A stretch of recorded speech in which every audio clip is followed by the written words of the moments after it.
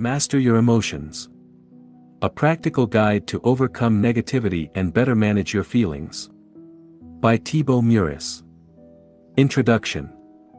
The mind in its own place, and in itself, can make a heaven of hell, a hell of heaven. John Milton, poet. We all experience a wild range of emotions throughout our lives. I had to admit, while writing this book, I experienced highs and lows myself. At first, I was filled with excitement and thrilled at the idea of providing people with a guide to help them understand their emotions. I imagined how readers' lives would improve as they learned to control their emotions. My motivation was high and I couldn't help but imagine how great the book would be. Or so I thought. After the initial excitement, the time came to sit down to write the actual book, and that's when the excitement wore off pretty quickly. Ideas that looked great in my mind suddenly felt dull. My writing seemed boring, and I felt as though I had nothing substantive or valuable to contribute. Sitting at my desk and writing became more challenging each day. I started losing confidence. Who was I to write a book about emotions if I couldn't even master my own emotions? How ironic. I considered giving up. There are already plenty of books on the topic, so why add one more? At the same time, I realized this book was a perfect opportunity to work on my own emotional issues. And who doesn't suffer from negative emotions from time to time? We all have highs and lows, don't we? The key is what we do with our lows. Are we using our emotions to grow? Are we learning something from them? Or are we beating ourselves up over them? So, let's talk about your emotions now. Let me start by asking you this. How do you feel right now? Knowing how you feel is the first step toward taking control of your emotions. You may have spent so much time internalizing you've lost touch with your emotions. Perhaps you answered as follows: I feel this book could be useful, or I really feel I could learn something from this book. However, none of these answers reflect how you feel. You don't feel like this, or feel like that, you simply feel. You don't feel like this book could be useful, you think this book could be useful, and that generates an emotion which makes you feel excited about reading it. Feelings manifest as physical sensations in your body, not as an idea in your mind. Perhaps, the reason the word feel is so often overused or misused is because we don't want to talk about our emotions. So, how do you feel now? Why is it important to talk about emotions? How you feel determines the quality of your life. Your emotions can make your life miserable or truly magical. That's why they are among the most important things to focus on. Your emotions color all your experiences. When you feel good, everything seems, feels, or tastes better. You also think better thoughts. Your energy levels are higher and possibilities seem limitless. Conversely, when you feel depressed, everything seems dull. You have little energy and you become unmotivated. You feel stuck in a place, mentally and physically, you don't want to be, and the future looks gloomy. Your emotions can also act as a powerful guide. They can tell you something is wrong and allow you to make changes in your life. As such, they may be among the most powerful personal growth tools you have. Sadly, neither your teachers nor your parents taught you how emotions work or how to control them. I find it ironic that just about anything comes with a how-to manual, while your mind doesn't. You've never received an instruction manual to teach you how your mind works and how to use it to better manage your emotions, have you? I haven't. In fact, until now, I doubt one even existed. What you'll learn in this book. This book is the how-to manual your parents should have given you at birth. It's the instruction manual you should have received at school. In it, I'll share everything you need to know about emotions so you can overcome your fears and limitations and become the type of person you really want to be. You'll learn what emotions are, how they are formed, and how you can use them for your personal growth. You'll also learn how to deal with negative emotions and condition your mind to create more positive emotions. It is my sincere hope and expectation that, by the end of this book, you will have a clear understanding of what emotions are and will have all the tools you need to start taking control of them. More specifically, this book will help you understand what emotions are and how they impact your life, identify negative emotions that control your life and learn to overcome them, change your story to take better control over your life and create a more compelling future, and reprogram your mind to experience more positive emotions. Here is a more detailed summary of what you'll learn in this book. In Part 1, we'll discuss what emotions are. You'll learn why you are wired to focus on negativity and what you can do to counter this effect. You'll also discover how your beliefs impinge upon your emotions. Finally, you'll learn how negative emotions work and why they are so tricky. In Part 2, we'll go over the things that directly impact your emotions. You'll understand the roles your body, your thoughts, your words, or your sleep play in your life and how you can use them to change your emotions. In Part 3, you'll learn how emotions are formed. You'll also learn how to condition your mind to experience more positive emotions. And finally, in Part 4, we'll discuss how to use your emotions as a tool for personal growth. You'll learn why you experience emotions such as fear or depression and how they work. You'll then discover how to use them to grow. Let's get started. How to use this book. I encourage you to read all the way through this book at least once. After that, I invite you to revisit the book and focus on the sections you want to explore in more depth. In this book, I include a number of different exercises. Though I don't expect you to go through them all, my hope is you'll pick some and apply them in your life. Remember, the results you'll get out of this book depend on how much time and effort you're willing to put in. If you feel this book could be of any use to your family members or friends, make sure to share it with them. Emotions are complex and I believe it would benefit us all to deepen our understanding of the topic.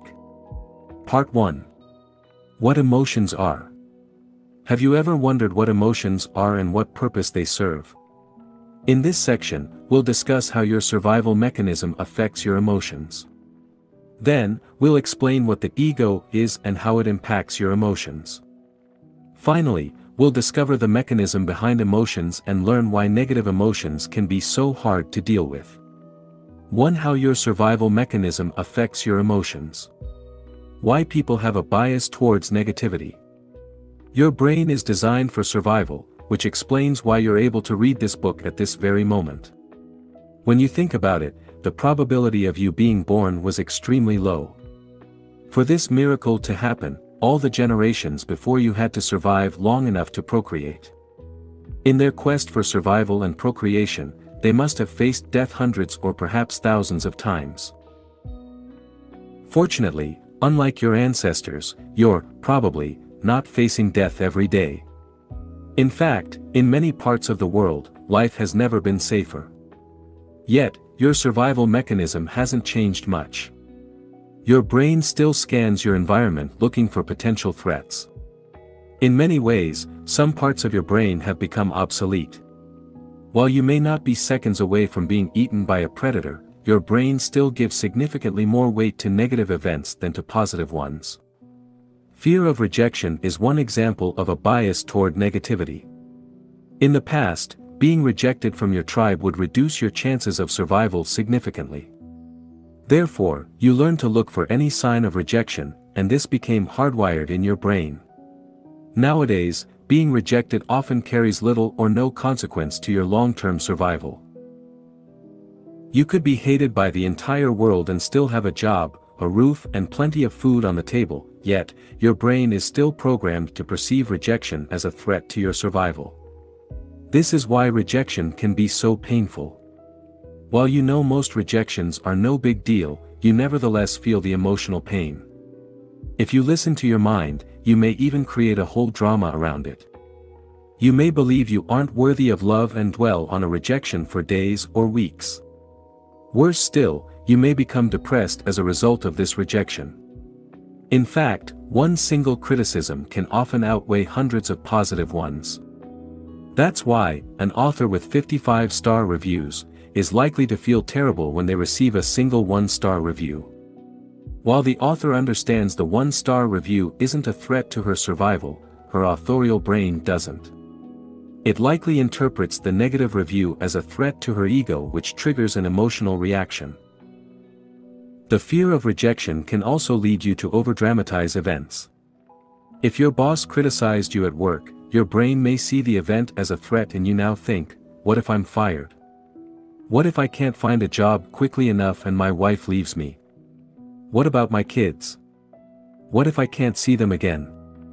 While you are fortunate to have such an effective survival mechanism, it is also your responsibility to separate real threats from imaginary ones. If you don't, you'll experience unnecessary pain and worry that will negatively impact the quality of your life. To overcome this bias towards negativity, you must reprogram your mind. One of a human being's greatest powers is our ability to use our thoughts to shape our reality and interpret events in a more empowering way. This book will teach you how to do this. Action Step. Complete the corresponding exercise in the workbook, Section 1. What emotions are? 1. Bias towards negativity. Why your brain's job isn't to make you happy. Your brain's primary job is not to make you happy, but to ensure your survival. Thus, if you want to be happy, you must take control of your emotions rather than hoping you'll be happy because it's your natural state. In the following section, we'll discuss what happiness is and how it works. How dopamine can mess with your happiness. Dopamine is a neurotransmitter which, among other functions, plays a major role in rewarding certain behaviors. When dopamine is released into specific areas of your brain, the pleasure centers, you get a high. This is what happens during exercise, when you gamble, have sex, or eat great food. One of the roles of dopamine is to ensure you look for food so you don't die of starvation, and you search for a mate so you can reproduce. Without dopamine, our species would likely be extinct by now. It's a pretty good thing, right? Well, yes and no. In today's world, this reward system is, in many cases, obsolete. While in the past, dopamine was linked to our survival instinct, the release of dopamine can now be generated artificially. A great example of this effect is social media, which uses psychology to suck as much time as possible out of your life. Have you noticed all these notifications that pop up constantly? They're used to trigger a release of dopamine so you stay connected, and the longer you stay connected, the more money the services make. Watching pornography or gambling also leads to a release of dopamine, which can make these activities highly addictive. Fortunately, we don't need to act each time our brain releases dopamine.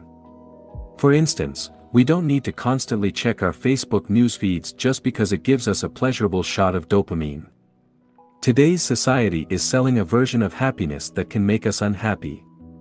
We've become addicted to dopamine largely because of marketers who have found effective ways to exploit our brains. We receive multiple shots of dopamine throughout the day and we love it. But is that the same thing as happiness?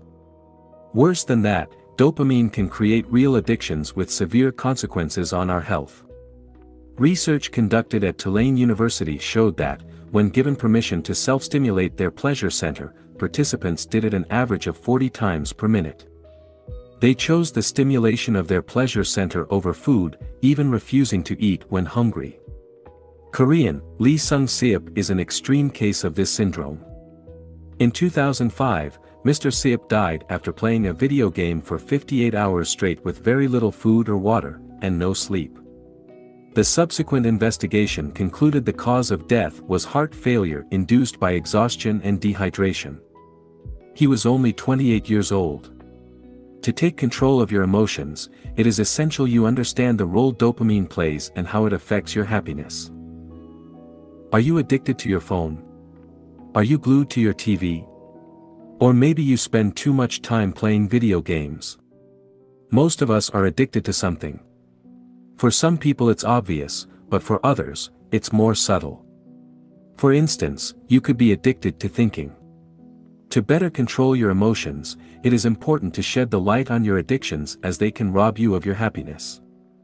The "one day I will" myth. Do you believe that one day you will achieve your dream and finally be happy? This is unlikely to happen. You may, and I hope you will, achieve your dream, but you won't live happily ever after. This is just another trick your mind plays on you. Your mind quickly acclimates to new situations, which is probably the result of evolution and our need to adapt continually in order to survive and reproduce. This is also probably why the new car or house you want will only make you happy for a while. Once the initial excitement wears off, you'll move on to crave the next exciting thing. This phenomenon is known as hedonic adaptation. How hedonic adaptation works. Let me share an interesting study that will likely change the way you see happiness. This study, which was conducted on lottery winners and paraplegics, was extremely eye-opening for me. Conducted in 1978, the investigation evaluated how winning the lottery or becoming a paraplegic influence happiness. The study found that 1 year after the event, both groups were just as happy as they were beforehand. Yes, just as happy, or unhappy. You can find more about it by watching Dan Gilbert's TED Talk, The Surprising Science of Happiness here. Perhaps you believe that you'll be happy once you've made it. But, as the above study on happiness shows, this is simply not true. No matter what happens to you, you'll revert back to your predetermined level of happiness once you've adapted to the new event.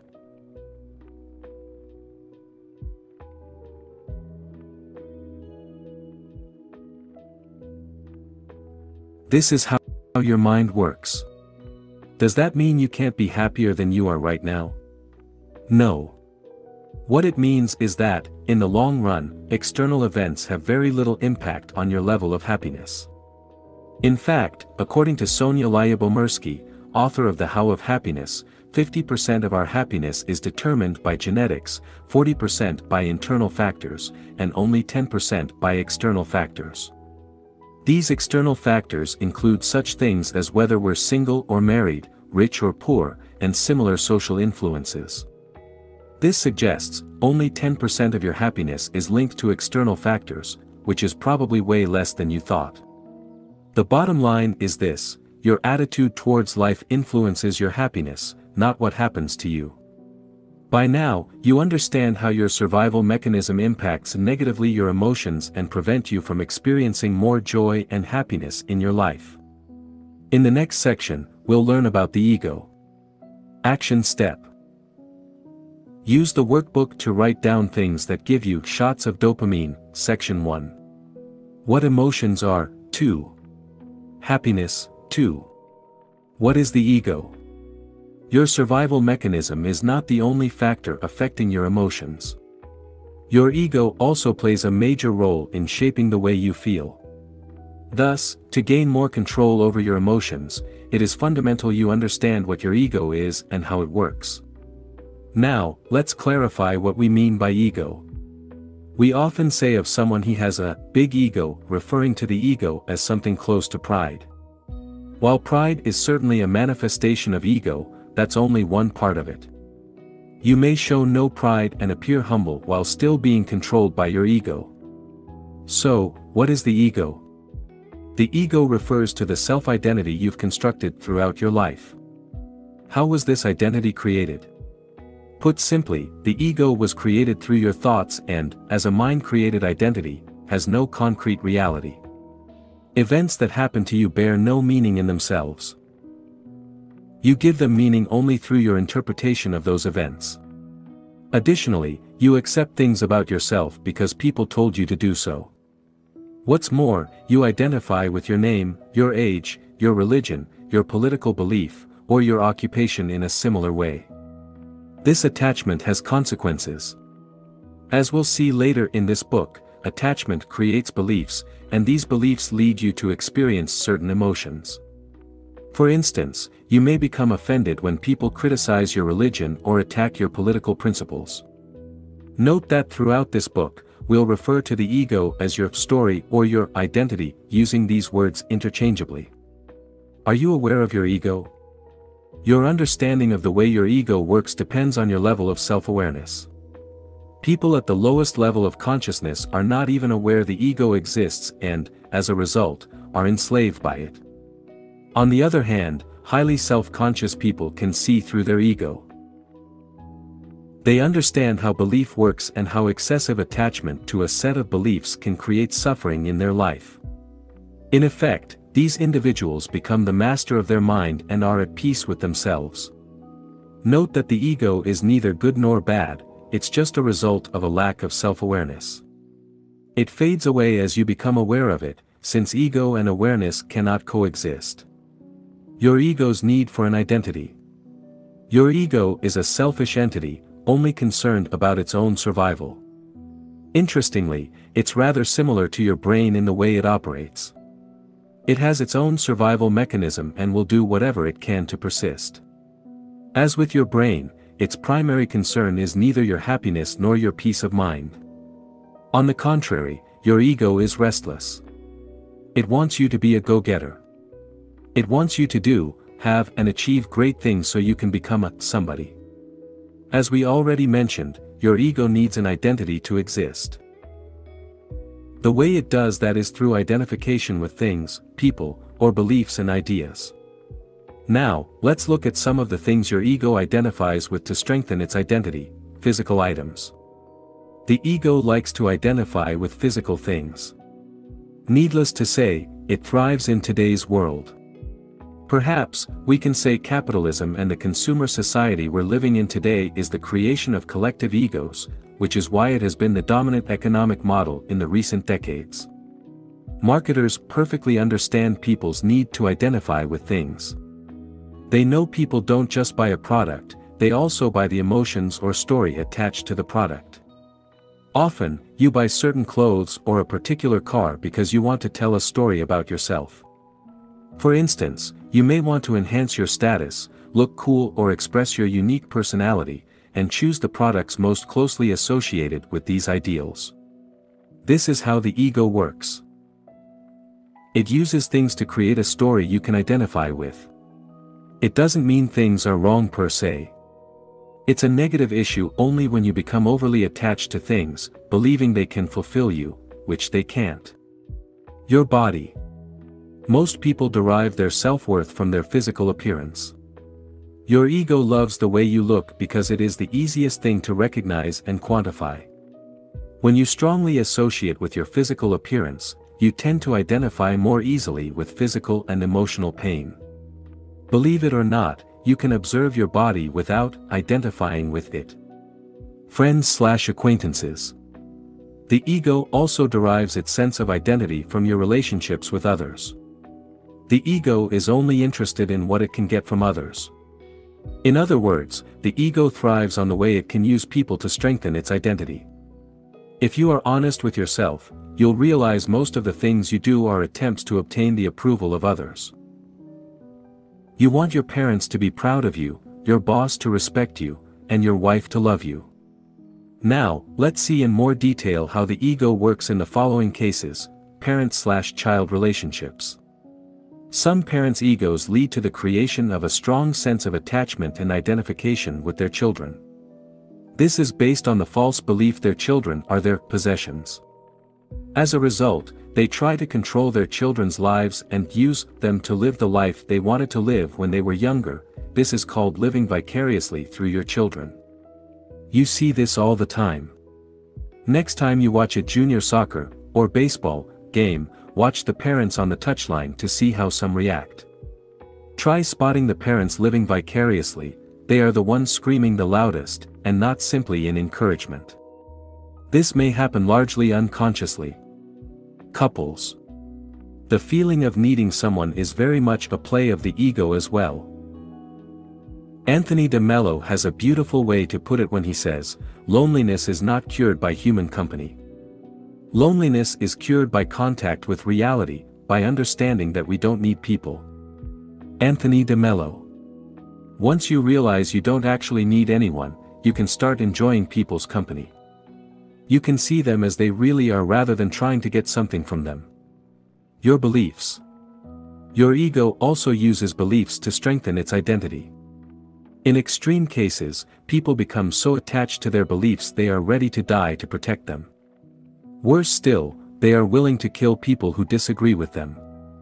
Religion is a perfect illustration of the dangers of excessive attachment to beliefs. The ego will use any belief to strengthen its identity, whether these beliefs are religious, political, or metaphysical. Other objects of identification. Now let's have a look at a non-exhaustive list of things your ego generally derives its identity from: your body, your name, your gender, your nationality, your culture, your family/friends, your beliefs, political beliefs, religious, etc. Your personal story, your interpretation of the past, your expectations regarding the future. Your problems, illnesses, financial situation, victim mindset, etc. Your age. Your job. Your social status. Your role, as employee, homemaker, parental status, employment status, etc. Material items, your house, car, clothes, phone, etc. Your desires. The ego's main characteristics. Here are some main characteristics of the ego. The ego tends to equate having with being, which is why the ego likes to identify with objects. The ego lives through comparison. Your ego likes to compare itself with other egos. The ego is never satisfied. Your ego always wants more. More fame, more stuff, more recognition, and so on. The ego's sense of self-worth often depends on the worth you have in the eyes of others. Your ego needs the approval of other people to feel valued. The ego's need to feel superior. Your ego wants to feel superior to other egos. It wants to stand out and needs to create artificial separations to do that. Here are some stratagems it employs, enhancing its value through people. If you have smart/famous friends, your ego will associate with them to strengthen its identity. This is why some people love to tell others how smart, rich, or famous their friends are. Gossiping. People gossip because it makes them feel different and superior in some way. This is why some people like to put other people down and talk behind their back. It makes them, and everybody else in their gossiping group, feel superior. Manifesting an inferiority complex. This hides a desire to be better than others. Yes, even in this case, people want to feel superior. Manifesting a superiority complex. This hides the fear of not being good enough. Looking for fame.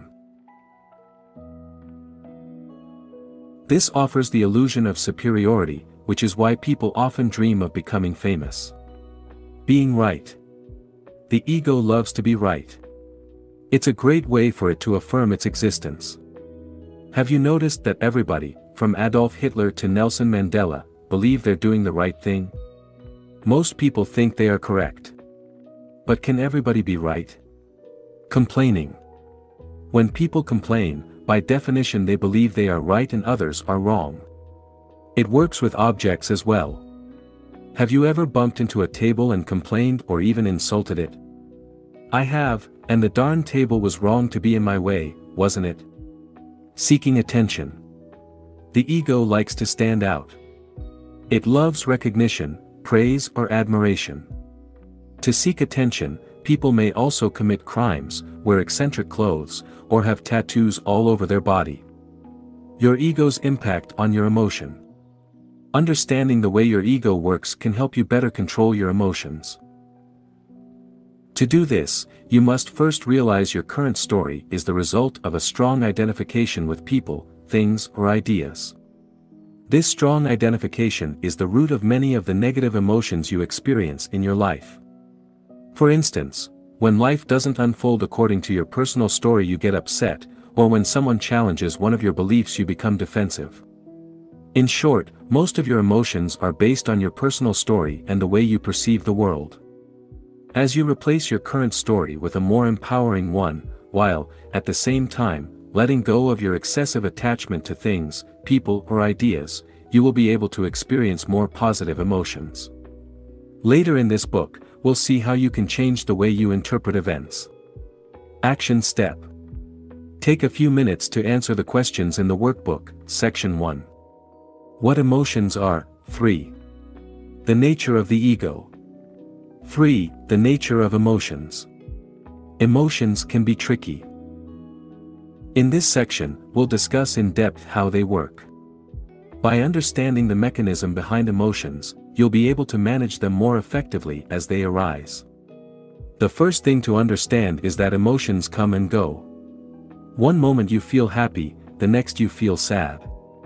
While you do have some control over your emotions, you must also recognize their unpredictable nature.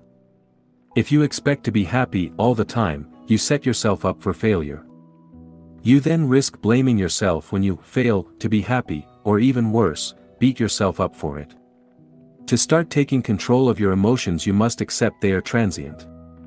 You must learn to let them pass without feeling the need to identify strongly with them. You must allow yourself to feel sad without adding commentaries such as, "I shouldn't be sad," or "What's wrong with me?" Instead, you must allow reality to just be. No matter how mentally tough you are, you'll still experience sadness, grief or depression in your life, hopefully not at the same time, and not continually. At times, you'll feel disappointed, betrayed, insecure, resentful or ashamed. You'll doubt yourself and doubt your ability to be the person you want to be. But that's okay because emotions come, but, more importantly, they go. Your negative emotions are not bad or useless. You may blame yourself for experiencing negative emotions or, perhaps, you see yourself as mentally weak. You may even believe something is wrong with you. However, despite what your inner voice may say, your emotions aren't bad. Emotions are simply emotions. Nothing more. As such, being depressed doesn't make you less of a person than you were 3 weeks ago when you were happy. Feeling sad now doesn't mean you'll never be able to laugh again.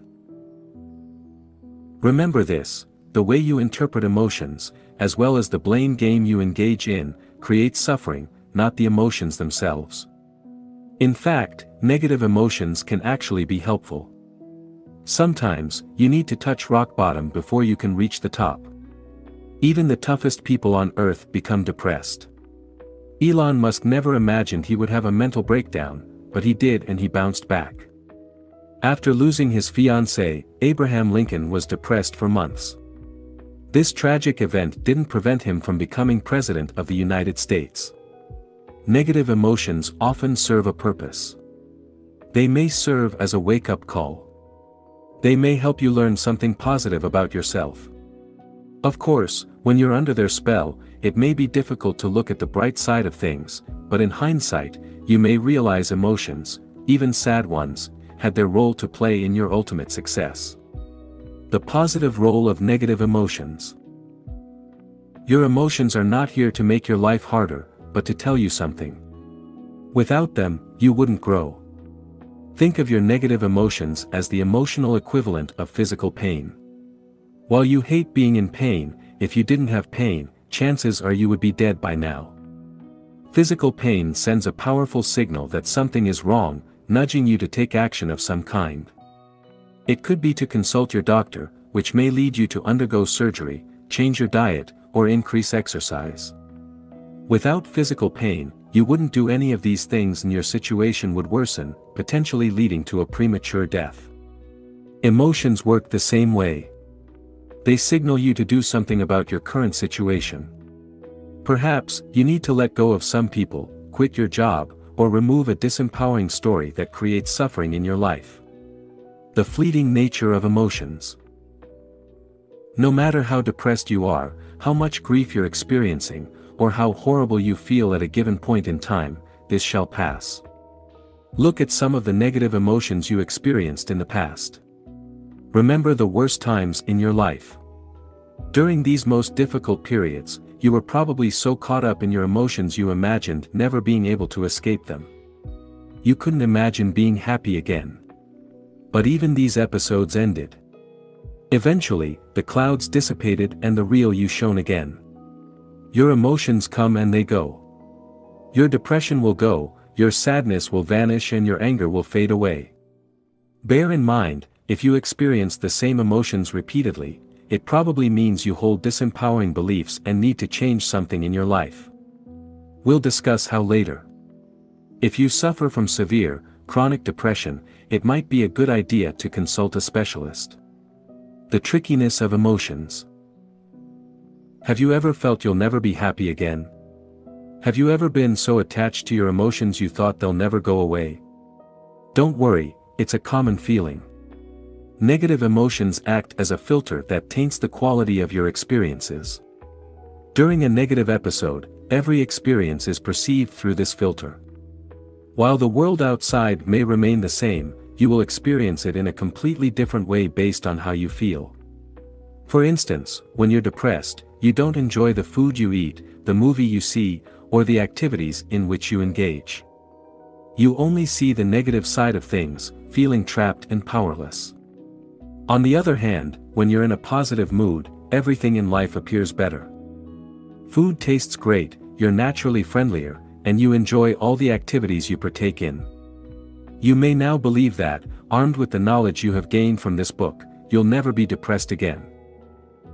Wrong. You'll keep experiencing sadness, frustration, depression, or resentment, but hopefully, each time these occur, you'll become wiser and wiser, remembering that this too shall pass. I have to admit, I can easily be fooled by my emotions. While I know I am not my emotions, I still give them too much credit and fail to realize they are just temporary visitors. More importantly, I fail to remember they are not me. Emotions always come and go, but I remain. Once the emotional storm has passed, I generally feel like an idiot for having taken my emotions so seriously. Do you? Interestingly, external factors might not be, and often aren't, the direct cause of a sudden change in your emotional state. You can be in the exact same situation, with the same job, the same amount of money in your bank account, and have the same problems as always, but experience radically different emotional states. In fact, if you look at your past, this is often what happens. You are mildly depressed for a couple of hours or a few days, before bouncing back to your default emotional state. During this period of emotional stress, your environment doesn't change at all. The only thing that changes is your internal dialogue. I encourage you to make a conscious effort to notice whenever such events happen and start seeing through your emotions' trickery. You might want to go one step further and record these events in a journal. By doing so, you will gain a deeper understanding of how emotions work and, as a result, you will be better equipped to manage them. The evil power of emotions. An emotion usually represents an amplified energized thought pattern, and because of its often overpowering energetic charges, it is not easy initially to stay present enough to be able to watch it. It wants to take you over, and it usually succeeds, unless there is enough presence in you. Eckhart Tolle, The Power of Now. Negative emotions are like a spell. While you're under their influence, breaking free from them seems impossible. You may know dwelling on the same thoughts is pointless, yet you can't help but go along with the flow. Feeling an intense pull, you keep identifying with your thoughts and, as a result, feel worse and worse. When this happens, no rational argument seems to work. The more these emotions fit your personal story, the stronger the pull becomes. For instance, if you believe you aren't good enough, you may experience negative emotions such as guilt or shame each time you judge what you do is not good enough. Because you've experienced these emotions so many times before, they have become an automatic response. For more information on how the identification with emotions works, refers to the section Identification. The filtering power of emotions. Your emotional state can drastically affect your outlook on life, leading you to act and behave differently. When you're in a positive state, you have more energy available. This gives you more confidence in everything you do. An openness to consider new actions that could improve your life. The ability to leave or break out of your comfort zone, more emotional room to persevere during tough times, better ideas and enhanced creativity, and easy access to positive emotions within the same emotional range. When you're in a negative state of mind, you have less energy available, giving you a lack of confidence that affects everything you do, a lack of motivation that reduces the scope of actions you're willing to take. A reluctance to take on new challenges and leave your comfort zone. a reduced ability to persevere in face of setbacks, and a propensity to attract negative thoughts within the same emotional range. Let's have a look at a real example. Real-life example. Let me share with you a real example from my own life. Both cases happened under the same external conditions. The only difference was my emotional state at the time. Case 1, feeling excited about my online business, more confidence in everything I do, I feel as though my ideas are good. I'm excited to work on my books and eager to write articles. I am open to sharing my work and promoting it. An openness to consider new courses of action, I am open to new ideas or to work on a new project. I can think of ways to collaborate with other authors and start building a new coaching program to offer my audience. The ability to get out of my comfort zone, it becomes easier for me to push myself beyond my comfort zone. I may contact people I don't know, or run Facebook Lives for instance. More emotional room to persevere, I stick to my projects even when I lack motivation. Better ideas and enhanced creativity, I am open to new ideas. I might come up with new ideas for books, articles or other creative projects. Easy access to more positive emotions, I attract more positive emotions. At the same time, my mind rejects negative thoughts more easily, by refusing to identify with them. Case 2, feeling mildly depressed due to my lack of results, a lack of confidence, I start doubting myself and all the projects I'm currently working on. Suddenly, everything I do becomes useless or not good enough. Thoughts like, what's the point, I'm not going to make it, or I'm stupid, cross my mind. Needless to say, promoting myself becomes a major challenge. A lack of motivation, I don't feel like doing anything. I'm attacked by, and am unable to escape, negative thoughts. I have the same negative thoughts again and again, which repeat like a broken record. They seem so real and taint all my experiences. A difficulty to take on new challenges, I have little energy left over to leave my comfort and undertake challenging projects. A reduced ability to persevere, I have difficulty finishing tasks and I procrastinate over tasks I should be working on. A propensity to attract negative thoughts, I attract more and more negative thoughts. Although these thoughts may have been crossing my mind before, now they stick fast. By identifying with these thoughts, I generate more negative emotions. Both cases happened only a few days apart. The external environment was the exact same, but my emotional state was radically different and led me to take different actions. The magnetic power of emotions. Your emotions act like magnets. They attract thoughts on the same wave. That's why, when you're in a negative state, you easily attract other negative thoughts, and by latching onto these thoughts you make the situation worse. As Eckhart Tolle wrote in The Power of Now, often, a vicious circle builds up between your thinking and the emotion, they feed each other. The thought pattern creates a magnified reflection of itself in the form of an emotion, and the vibrational frequency of the emotion keeps feeding the original thought pattern. Eckhart Tolle. Now, let's see what you can do to break free from that magnetic power. Breaking the magnetic power of emotions. Let's say you have a bad day at work and you're in a terrible mood. The negative state you're in causes you to attract more negative thoughts. Suddenly, you fixate on the fact you're still single at 30 and start beating yourself up over it. Then, you blame yourself for being overweight. You also remember you have to go to the office the following Saturday, which reminds you how much your job sucks. Do you see how much easier it is to attract negative thoughts when you're feeling low? To prevent this from happening, it is essential you remove the habit of clustering negative thoughts together. Real life example, I have knee problems, which prevents me from practicing many sports. Since I've always loved sports, these injuries have been a source of emotional pain. Fortunately, I seldom feel pain in my knees, but when I do, it can trigger negative emotions. One day, as I was observing my thought process, we all have different hobbies, haven't we? I realized experiencing pain in my knees negatively affected my mood, triggering more negative emotions in a negative feedback loop. The pain would cause me to focus on all the things that were going wrong, from my work to my personal life. As a result, I would experience negative emotions for hours, or even days. The point I'm making is, no matter how great your life is, if you spend most of your time focusing on your problems, you'll become depressed. Thus, to reduce negative emotions, you must learn to compartmentalize your issues. Don't let your mind overdramatize things by clustering unrelated issues. It will only make you feel worse. Instead, remember that negative emotions exist only in your mind. Taken separately, most of your issues aren't such a big deal, and there is no rule that says you have to solve them all at once. Start noticing how you feel.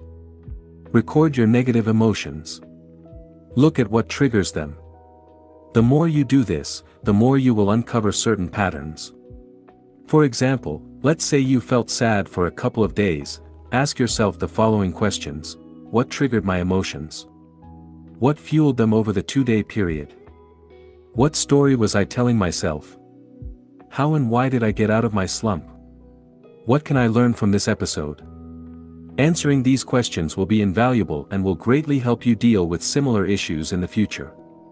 Your emotional accessibility. We previously saw you attract thoughts that matched your emotional state. The opposite is also true. You can't attract thoughts that are out of sync with how you feel at any given time. Even if you tried to think positive thoughts, your mind wouldn't be receptive to them. This is why during periods of sadness, while positive thoughts may cross your mind from time to time, you won't be able to associate with them and you won't be able to change your emotional state. Your emotional set point. Have you ever been told to cheer up when you were grieving, or express gratitude when you were depressed? Did it help? It probably didn't.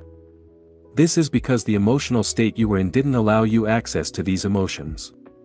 In their book, Ask and It Is Given, Esther and Jerry Hicks offer a model to explain how emotional ranges are connected and how we can move up the ladder from negative to more positive emotions.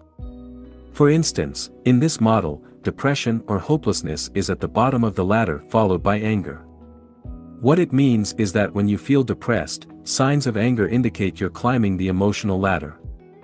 This makes sense. When you're angry, you have more energy than when you're depressed, right? Recently, after being depressed for a while, I experienced feelings of anger. For some reason, I got tired of the stories and excuses running through my mind, and I used the anger as a fuel to complete the tasks I had been avoiding. As a result, I was able to create momentum and climb the emotional ladder. Whenever you experience negative emotions, watch for emotions that give you more energy. So-called negative emotions like anger can help you overcome even more disempowering emotions, like hopelessness. Only you know how you feel. Therefore, if anger feels better, accept it. Emotions and mental suffering. Did you know you create a lot of unnecessary pain in your life? Each time you lock onto a thought, or hold on to an emotion, you suffer. A great example of this is how you react to physical pain. Whenever you feel pain, your first reaction is to interpret it. When you do so, you generate negative thoughts. Your identification with these thoughts is what creates mental suffering.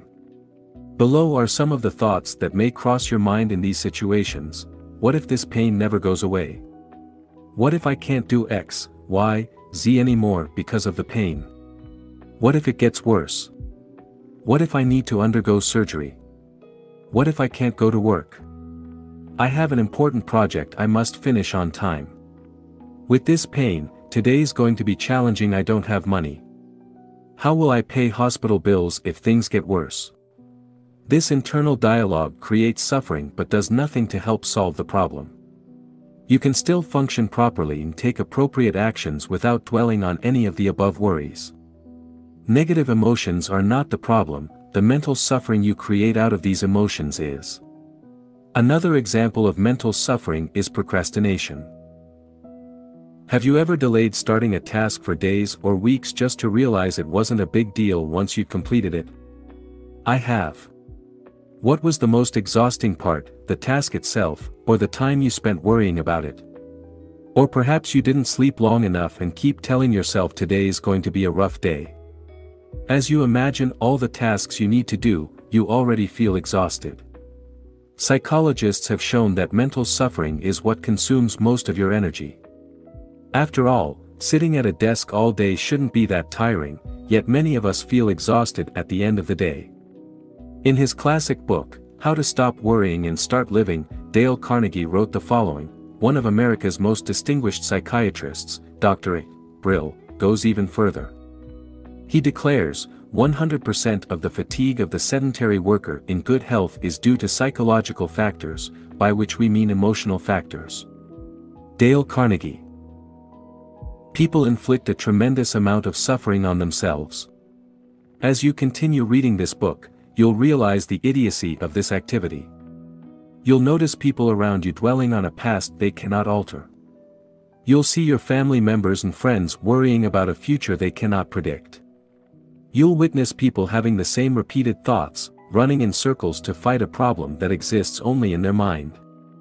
For thousands of years, mystics have told us that problems are in our mind. They have repeatedly invited us to look within. Yet, today, how many people are listening? Too many of us are addicted to our problems. Instead of letting go, we complain, we play the victim, we blame other people, or we discuss our problems without doing anything to solve them. To reduce this mental suffering, we must refuse to interpret our emotions in a negative and disempowering way. Why problems don't exist? If we go one step further and look at reality in an objective way, we can say that problems don't actually exist. Here is why: what you don't focus on doesn't exist, a problem only exists when you give it your attention. From your mind's perspective, what you don't give any thought to doesn't exist. Let's take a hypothetical example. Imagine you lost your legs. If you accept that fact immediately and refuse to give it any thought, there will be no problem and thus, no mental suffering. You would simply be living in reality. Of course, that's usually not what happens. A problem exists only in time, a problem can only exist in the past or in the future.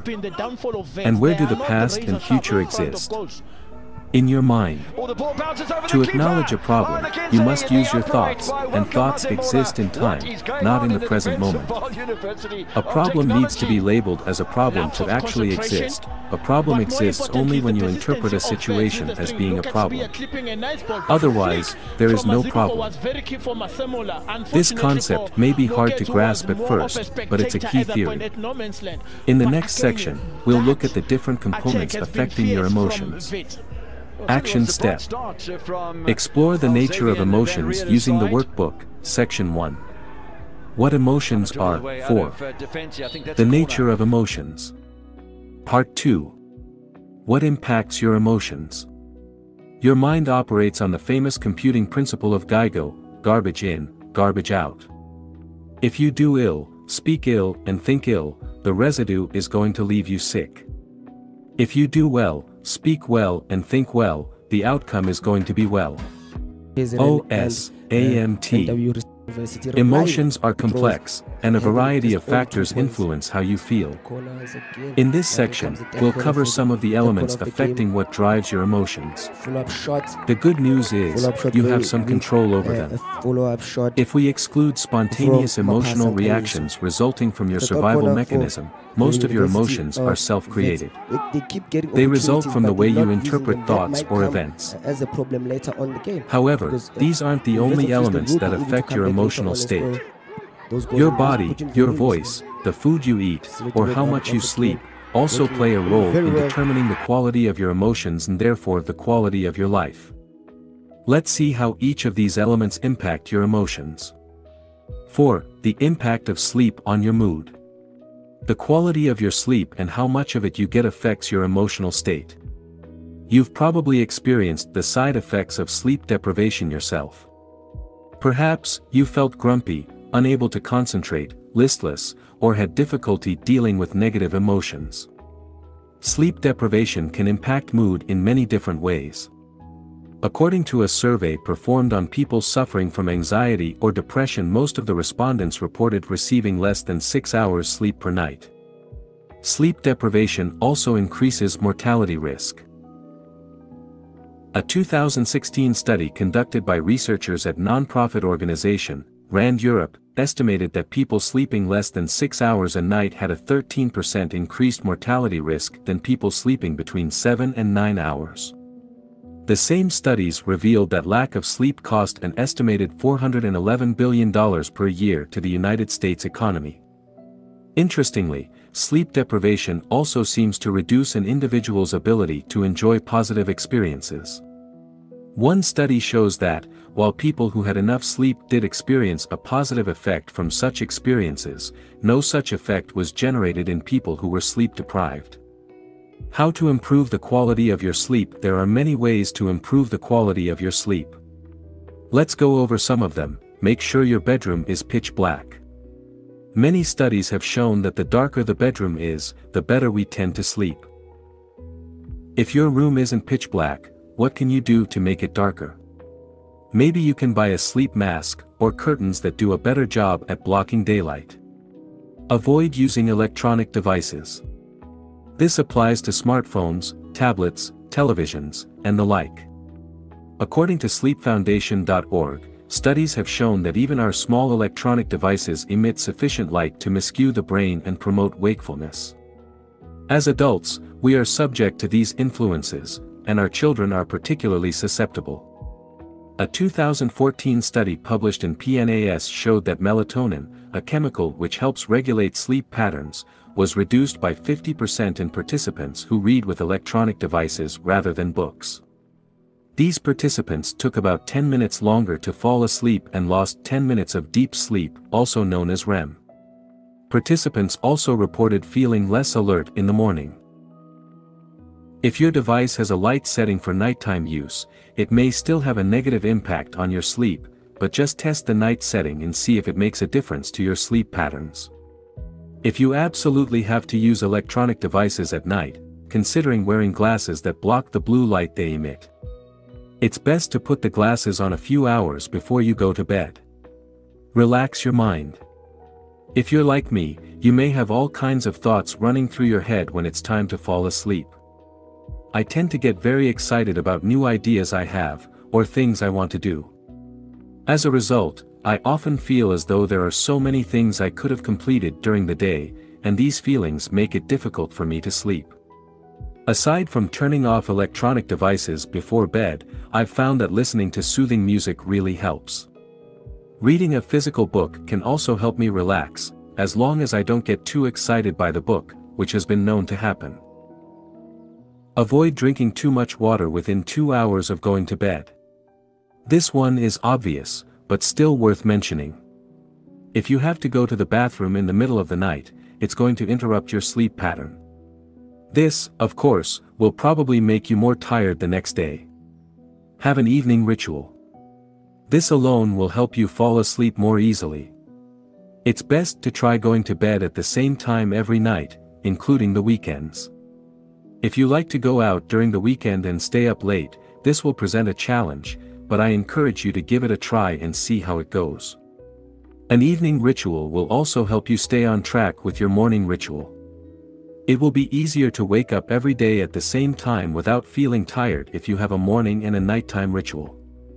If you do go out and stay up late during the weekend, one thing you can do is still wake up as early as during the weekdays and have a couple of naps throughout the day as necessary. If you have difficulty sleeping well, try to implement some of the things mentioned above. The best advice I can give you is to keep trying different strategies until you figure out what works best for you. 5. Using your body to influence your emotions. Our bodies change our minds change our behavior, and our behavior changes our outcomes. Amy Cuddy, social psychologist.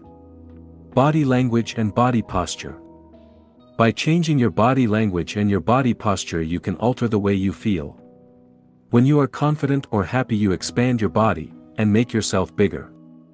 Have you noticed how men straighten their backs, expand their chests, and tighten their stomachs when they see an attractive woman? That's an unconscious behavior designed to show confidence and power, the same way gorillas pound their chests. In one of her experiments, Amy Cuddy, a social psychologist at Harvard Business School, showed that participants who adopted a high-power pose for just 2 minutes displayed characteristics similar to those of confident and powerful people. More specifically, she noticed the following hormonal changes. After adopting a high-power pose for 2 minutes, testosterone increased by 25%. Cortisol decreased by 10%, and risk tolerance increased, with 86% of participants choosing to partake in a game of chance. After adopting a low-power pose for 2 minutes, testosterone decreased by 10%. Cortisol increased by 15%, and risk tolerance decreased, with only 60% of participants choosing to partake in a game of chance. As you can see, you can actually change the way you feel merely by changing your body posture or facial expression. It is what some people call, fake it until you make it. For instance, you can put a smile on your face to make you feel happier. Conversely, you can negatively affect your mood and even create a depression by changing your body posture. David K. Reynolds, in his book Constructive Living, explained how he changed his identity for his alter ego, David Kent, and created a depressed, suicidal patient. The goal was to be accepted as an anonymous patient into various psychiatric facilities to assess them from the inside. Note that he wasn't simulating depression, he was actually depressed. Psychological tests proved it. Here is how he created depression. Depression can be created by sitting slouched in a chair, shoulders hunched, head hanging down. Repeat these words over and over. There's nothing anybody can do. No one can help. It's hopeless. I'm helpless. I give up. Shake your head, sigh, cry. In general, act depressed and the genuine feeling will follow in time. David K. Reynolds, Constructive Living. The benefits of exercising. According to Michael Otto, professor of psychology at Boston University, failing to exercise when you feel bad is like explicitly not taking an aspirin when your head hurts. When the time came for David Kent to bring David K. Reynolds back to life, what do you think he needed to do? He needed to change his body position. Easy to say but hard to do when you're clinically depressed. Of course, he knew that better than anybody else. Still, he had to force himself to become physically active, despite not wanting to do so. As he started increasing his physical activity and getting busy, he felt better and better until he fully recovered. David Kent's story shows that regular exercising improves, not only your physical well-being, but also your mood. Studies have shown that exercising can treat mild to moderate depression as effectively as antidepressants. In one study, James Blumenthal, a clinical psychologist at Duke University, assigned sedentary adults with major depressive disorders to one of 4 groups: supervised exercise, home-based exercise, antidepressant therapy, or a placebo pill. After 4 months, Blumenthal found that patients in the exercise and antidepressant group had the highest rates of remission. In his conclusions, he stated that exercise has more or less the same effect as antidepressants. When he followed up with the same patients a year later, Blumenthal discovered that people who were still exercising regularly had lower depression scores than people who only exercised sporadically. Exercise seems to not only help treat depression, but also to prevent relapse. So, when it comes to mastering your emotions, make sure exercising is part of your toolbox. Fortunately, you don't have to run 10 miles a day to reap the benefits of exercise. Simply walking for 30 minutes, 5 days a week can work wonders. According to research published in PLOS Medicine, 2.5 hours moderate exercise a week could add 3.25 years to your lifespan. Another study of 5,000 people in Denmark showed that individuals who exercised regularly lived 5 to 7 years longer than sedentary counterparts. As for the benefits of exercising on your mood, they are both immediate and long-term. Professor of psychology, Michael Otto, says you usually derive a mood enhancement effect within 5 minutes of partaking in moderate exercise. And, as we've just seen, exercising regularly improves your long-term mental health and can be as effective as antidepressants. What about you? What activity are you going to take on to improve your mental and physical health? 6. Using your thoughts to influence your emotions. You become what you think about all day long. R.L.P.H. Waldo Emerson, essayist and poet. Your thoughts define who you are and create your reality. That's why you should channel your thoughts towards what you want, not what you don't want. As the success expert Brian Tracy says, the key to success is to focus our conscious mind on things we desire, not things we fear. The benefits of meditation. In Buddhism, the mind is often referred to as the monkey mind, because Buddhists believe human thoughts are similar to a monkey relentlessly swinging through trees. They are all over the place and never seem to stop.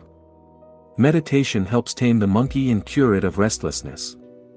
As you meditate, you become aware of the incessant flow of thoughts popping into your mind. With practice, you learn to distance yourself from thoughts, reducing their power and their impact. As a result, you'll experience less negative emotions and feel more at peace. The benefits of visualization. Did you know your subconscious can't clearly distinguish real experiences from fake ones? This means you can trick your mind by simulating desired experiences through visualization. The more details you visualize, the more your brain will interpret the experience as real. By using visualization to elicit positive feelings such as gratitude, excitement, or joy, you can condition your mind to experience more positive emotions, as we'll see in more depth in the section, Conditioning Your Mind. 7. Using your words to influence your emotions. Your words have more impact on your thoughts and behaviors than you might realize. Because your thoughts, words, and behaviors are all interconnected, they influence each other. For instance, when you lack confidence, you use certain words such as, "I'll try," "I hope," or "I wish." Conversely, using specific words can make you feel less confident. This also means you can boost your confidence by using certain words such as, "I will."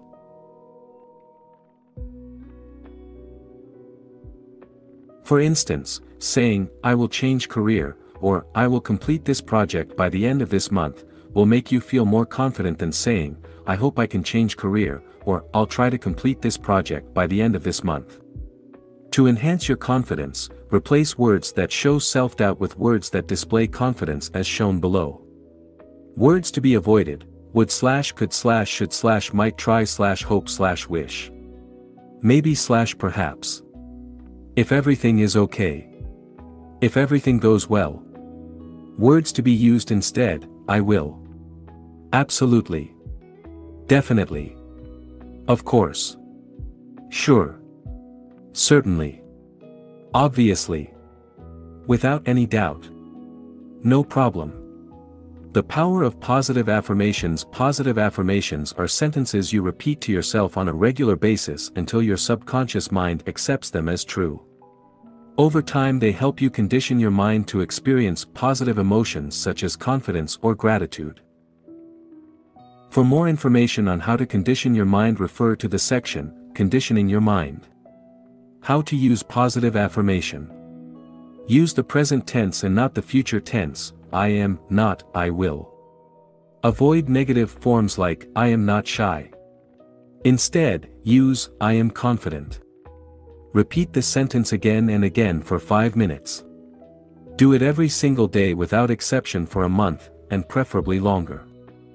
Use visualization at the same time and involve your emotions.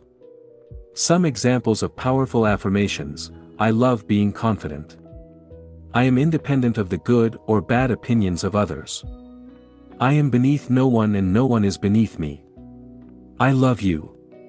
Add your name and say it while looking into your eyes in the mirror, e.g., I love you, THIBAUT. Awkward, isn't it? Thank you.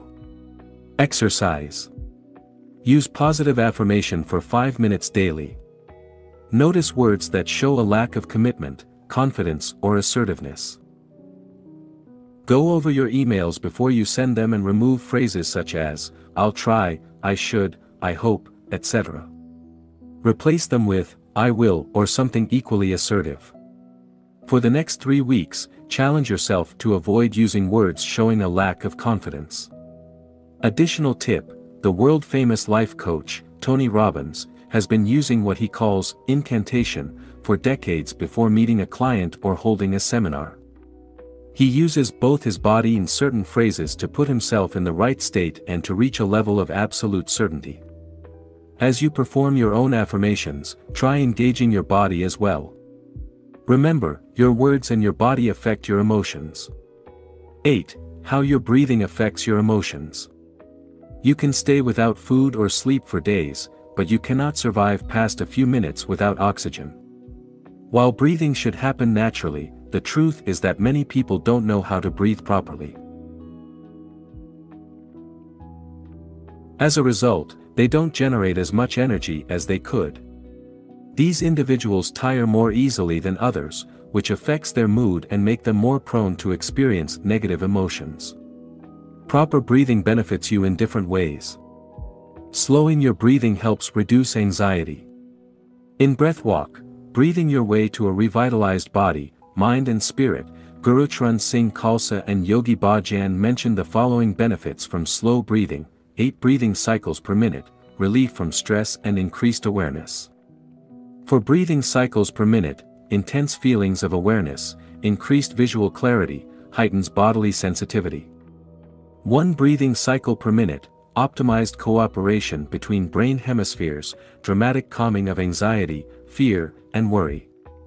Rapid breathing such as the breath of fire, allows you to release stress, be more alert and have more energy alongside with other benefits. You can watch a tutorial video here. For a more general overview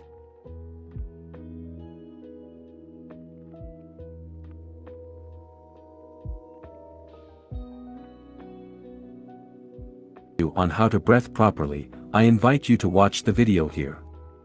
For more on how to use breathing to change your mood, you can refer to Breath Walk, Breathing Your Way to a Revitalized Body, Mind and Spirit, or search out other books on breathing. 9. How your environment affects your emotions. Your environment also influences the way you feel. By environment, I mean everything around you can affect you in some way. It could be people you hang out with, TV shows you watch, or the place you live. For instance, negative relatives may drag you down, while a messy desk may be demotivating.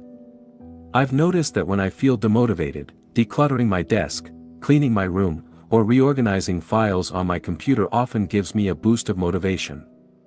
For more on how you can use your environment to change your emotions, see the section, Changing Your Environment. 10. How music affects your emotions. We all know music affects our mood. Who hasn't listened to Rocky's song while working out? For instance, music can help you relax when you're tired, motivate you when you're in a slump, help you persevere when you're at the gym, help you access feelings of gratitude, and put you in a positive mood state. Some studies have shown that listening to positive music can help people boost their mood. In a study conducted in 2012, participants reported higher positive mood after listening to a positive song for just 12 minutes, 5 times, over a 2-week period. Interestingly, it only worked with participants who were told to make an effort to boost their mood. Other participants didn't report such mood improvement. Another study conducted in 2014 showed that music can help reduce negative mood and boost self-esteem as indicated below. Specifically, the most significant results of the music interventions on the psychological side can be identified in the aspects more closely related to mood, especially in the reduction of the depressive and anxieties component, and in the improvement of the emotional expression, communication and interpersonal skills, self-esteem and quality of life. Valerie N. Stratton, Ph.D. and Annette H. Zalanowski, of Penn State University, also studied the effect of music on mood. They asked their students to keep music diaries for 2 weeks. Stratton concluded that, not only did our sample of students report more positive emotions after listening to music, but their already positive emotions were intensified by listening to music. Interestingly, the music genre and the context in which students listened to the music didn't affect the result. Students' mood improved whether they listened to rock or classical music, or whether they were at home, driving, or socializing. Using music to condition your mind. You can go one step further and use the power of music to condition your mind by creating playlists tailored to your emotional needs. Building playlists is time-consuming, but well worth the effort. The world-class endurance athlete and coach, Christopher Bergland, uses music to help him stay motivated and perform at his best. This is what he wrote in an article published in Psychology Today. As an athlete, I developed an ideal mindset for peak performance and used an arsenal of time-tested songs to fortify this alter ego and invincible state of mind. During my training and races, it became obvious that even in really horrible weather conditions, or when I was physically suffering, that I could use music, and my imagination, to create a parallel universe that had little to do with reality. I used music to stay optimistic and see the glass as perpetually half full while doing ultra-endurance races. You can use music as a tool when you work out or in your daily life the same way. Christopher also enjoys listening to specific songs before a big interview or when he does public speaking. Personally, I like to listen to songs that make me feel grateful. What about you? How can you use music to improve your mood? Exercise. Experiment with different types of music. Experiment with different types of music and see how you can use them to boost your mood. For instance, you could use music to help you meditate, work out, or do your homework. As you do so, keep the following points in mind. Everybody is different. Don't listen to a song because it's popular. Listen to it because it makes you feel the way you want to feel. We all have different musical tastes. The only thing that matters is how you feel when you listen to music. Keep experimenting, listen to different types of music and see how they make you feel. Are you inspired? Motivated? Happy? Relaxed? Start creating playlists for specific moods you want to experience. Action step. Use the workbook to design new strategies to better take control of your emotions. Section 2. What impact your emotions? Part 3. How to change your emotions. The mind always seeks to deny the now and to escape from it. In other words, the more you are identified with your mind, the more you suffer. Or you may put it like this: the more you are able to honor and accept the now, the more you are free of pain, of suffering, and free of the egoic mind. Eckhart Tolle, The Power or Now. In this section, we'll explore how you can deal with negative emotions and condition your mind to experience more positive ones. First, we'll discuss how emotions are formed. Then, we'll discuss the benefit of positive thinking and how to use it to condition your mind. After that, we'll see why positive thinking isn't enough and what else you can do to deal with negative emotions. More specifically, you'll learn how to let go of your emotions, how to change your story and create a more empowering one, how to condition your mind, how to use your behaviors to change your emotions, and how to modify your environment to reduce negative emotions. Finally, I'll share with you a list of short-term and long-term strategies you can use to better deal with negative emotions. Let's get started. 11. How emotions are formed. When a thought emerges on the canvas of your mind, if you don't drop it, its pursuit will either take the form of a desire or an emotion, positive or negative. O.M. Swami, A Million Thoughts. Few people know how emotions are formed. While we experience them all day long, we seldom, if ever, take time to understand why we are feeling certain emotions and how they came into existence. First, let's differentiate two types of negative emotions. The first type are the negative emotions you experience spontaneously. These are the emotions that keep you alive, such as the fear our ancestors felt when they encountered a saber-toothed tiger. The second type of negative emotions are the ones you create in your mind by identifying with your thoughts. These emotions aren't necessarily triggered by external events, although they may be. These emotions tend to last longer than the first type. Here is how they work. A random thought arises. You identify with that thought. This identification creates an emotional reaction. As you keep identifying with that thought, the related emotion grows stronger until it becomes a core emotion. Let's look at some examples. You have money problems, and each time your mind comes up with money-related thoughts you identify with them. As a result, your worry about money intensifies.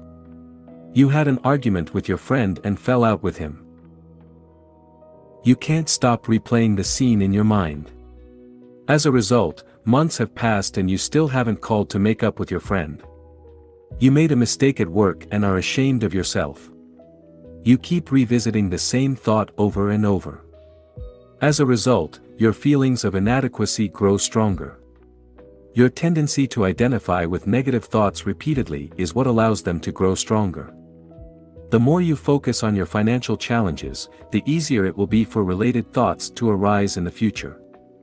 The more you replay the argument with your friend in your head, the stronger the feelings of resentment will grow. Similarly, as you keep thinking of the mistake you made at work, you invite feelings of shame and intensify the situation. The point is, when you give thoughts room to exist, they spread and become major points of focus. This simple process of identification allows seemingly inoffensive thoughts to take control of your mind. This identification with your thoughts, and more importantly, how you choose to interpret them, creates suffering in your life. Now, let's see in more detail how your emotions are formed. This will help you better deal with negative emotions while allowing positive emotions to grow. Here is a formula to explain how emotions form. Interpretation plus identification plus repetition equals strong emotion. Interpretation is when you interpret an event or a thought based on your personal story. Identification is when you identify with a specific thought as it arises. Repetition is having the same thoughts over and over. Strong emotion is when you experience an emotion so many times it has become part of your identity. You then experience that emotion whenever a related thought or event triggers it. Altogether, interpretation, identification and repetition give room for emotions to grow. Conversely, whenever you remove one of these elements from the equation, these emotions start losing their power over you. To sum up, for an emotion to grow in intensity and duration, you must first interpret an event or a thought, then, you must identify with that thought as it arises, finally, you must repeat the same thoughts again and again, and identify with it. Now, let's discuss in more depth each component of the formula. 1. Interpretation. Interpretation plus identification plus repetition equals strong emotion. Negative emotions always result from your interpretation of events. That's why two different people might react to the same event in different ways. One might be devastated, while the other might be unaffected. For instance, for a farmer rain could be a blessing, but for someone going on a picnic it would be seen as a curse. That's because of the meaning they give to the event. In short, for negative emotions to arise, you must add your interpretation to a specific event. The event in itself cannot trigger negative emotions without your consent. So, why do you keep experiencing negative emotions? I believe it's because reality fails to meet your expectations. You want reality to be one way, but it turns out to be another. You go on a picnic and want the weather to be good, but it rains. You want a promotion at work, but you don't get it. You want to make money with your side business, but it's not working. Your interpretation of reality creates suffering in your life. Reality in itself can never be upsetting. This is worth repeating. We'll discuss in depth how you can change your interpretation in the next section entitled, Changing Your Story. 2. Identification. Interpretation plus identification plus repetition equals strong emotion. Now, let's focus on the second part of the formula, identification. For an emotion to survive long-term, there must be a process of identification. Emotions cannot persist unless you give them your attention. The more you focus on your emotions, and identify with them, the more powerful they become. People often feel the urge to identify with their emotions and find themselves unable to disengage from them. They fail to realize one of the most important truths in this world: you are not your emotions. Your emotions will come and they will go. So, when you catch yourself saying, "I'm sad," remember you are incorrect. Nobody has ever been sad, because your emotions are not who you are. They can appear to be you, but they will soon disappear, like clouds in the sky. Think of yourself as the sun, and the sun is always there whether or not you perceive it, whether or not it's hidden by the cloud. You are not your emotions.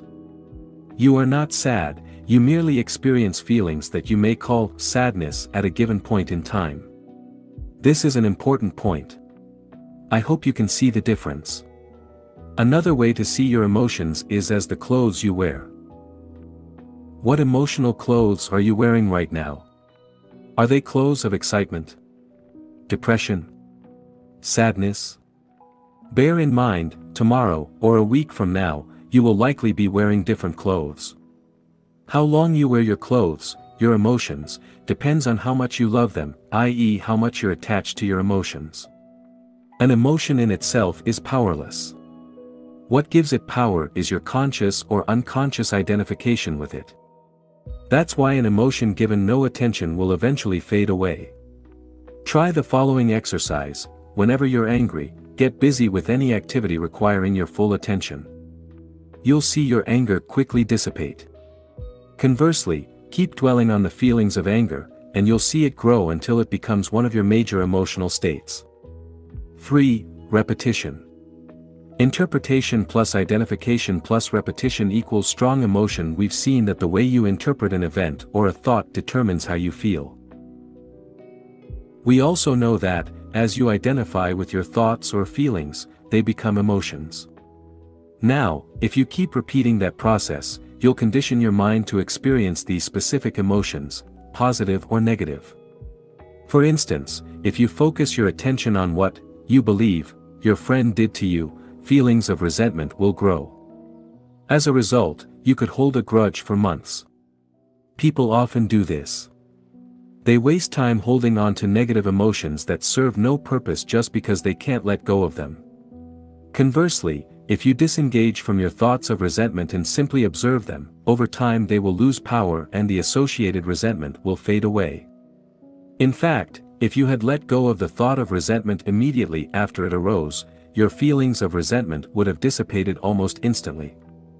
We'll see how you can let go of your emotion in the section, Letting Go of Your Emotions. Action Step. Resist negative emotions from the past using the workbook, Section 3. How to change your emotions. 1. How emotions are formed. Recall the last time you felt anger, sadness, frustration, fear, or depression. Now, write down what happens for each of the following: interpretation, what events happened and what thoughts arose. Identification, how did you respond to these thoughts? Repetition, did you identify with these thoughts repeatedly? 12. Changing your interpretation. The sight of a slaughterhouse may trigger a negative emotion in you, whereas it may be positive for the business owner and natural for the machine operator. It all depends on how you are conditioned. Om Swami, a million thoughts.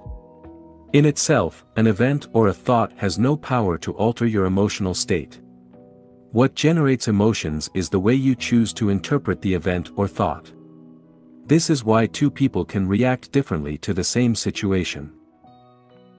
One will see a problem and blame external circumstances, while the other will see an opportunity to be embraced. One will get stuck, the other will grow. The way you interpret events is closely linked to general assumptions you hold about life. As such, it is essential we first delve into the underlying assumptions that lead to these interpretations. Exploring your assumptions. To enter a given emotional state, you made certain assumptions regarding how things should be. These assumptions constitute your subjective reality. Because you're convinced they are true, you don't question them. Below are some examples of assumptions you may have. Problems should be avoided. This is a problem. I should be healthy. I'll live at least until I'm 70. I must get married. Complaining is normal. There is nothing wrong with dwelling on the past. I need to worry about the future, and/or. Now, let's look at each one of these assumptions. Problems should be avoided. Many people want to get rid of their problems. But what if you can't, and what if you don't need to? For sure, Some people have better problems than others, but everybody has problems. What if the assumption that you shouldn't have any problems is wrong? What if you need to learn how to dance in the rain and make the most of your problems? What if problems are just challenges to be overcome, and part of life? This is a problem. What if this thing you label as a problem is actually not a problem? What if it doesn't matter as much as you think? What if it's an opportunity in disguise? And how could you make it so? I should be healthy. We tend to take our health for granted, but we cannot guarantee we won't get sick tomorrow. What if your health is a blessing and not necessarily the default position? Wouldn't that make you think of your health in a different way? I'll live at least until I'm 70. You probably assume you'll live a long life, but what if that's not the case? Isn't living a long life a blessing rather than something you should take for granted? Unfortunately, some people die young, but that's the nature of reality. People say, he died too young, but is that correct? Isn't it more accurate to say that he just died? Neither too young nor too old. I must get married. Maybe, maybe not. That's just your interpretation. Shoulds are generally things society or your parents expect you to do, but it doesn't mean it has to be that way. These are often cultural norms or conditioned behaviors. Complaining is normal. Most complaining is a play of the ego and is not constructive. It doesn't help you and doesn't change anything. The only thing it does is strengthen your ego and offend people. Try to spend an entire week without complaining and see what happens. There is nothing wrong with dwelling on the past. You probably spend too much time dwelling on the past. Everybody does. But do you realize the past exists only in your mind? And do you realize you can't change it no matter what you do? Learning from your past is useful, dwelling on it isn't. I need to worry about the future. Worrying about the future is unavoidable to a certain extent, but it doesn't help. Instead, you should do the best you can in the present to avoid future problems. You don't need to have the perfect life to be happy. Happiness is a choice you need to make every day. You must practice it since, as we've seen before, external factors won't significantly affect your happiness. These are just some examples of assumptions you may hold. My intention here is to show you that your interpretations, and the emotions generated from them, are largely the result of the assumptions you hold about the world. Thus, to experience more positive emotions, it is important you spend time revising your assumptions. Analyzing your interpretations. As we've already seen, you interpret events based on your assumptions. Now, below are some questions to help you understand what I mean by interpretations. Do you think everything happens for a reason and embrace it, or do you play the victim? Do you believe temporary setbacks are just milestones that will lead you to succeed, or do you give up when you encounter your first major setback? Do you try to change things that cannot be changed, or do you accept them? Do you believe you're here for a reason, or do you wander through life without any clear purpose? Do you believe problems are bad and should be avoided, or do you believe they are a necessary part of life? Remember, what differentiates people who live a happy life from people who are miserable is often how they choose to interpret their lives. Action step. Write down interpretations of your emotions using the workbook, section 3. How to change your emotions, 2. Changing your story. Write down 1 or 2 emotional issues you currently have. Ask yourself, if I could get rid of some emotions, losing which ones would have the most positive impact on my life? Your interpretation of these issues. Ask yourself, what would I need to believe for my story to be true? New empowering interpretations that will help you deal with these issues. Ask yourself, what do I need to believe to avoid experiencing these negative emotions?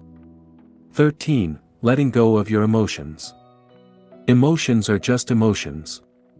They are not you, they are not facts, and you can let them go. Hale Dworkin, the Sedona Method.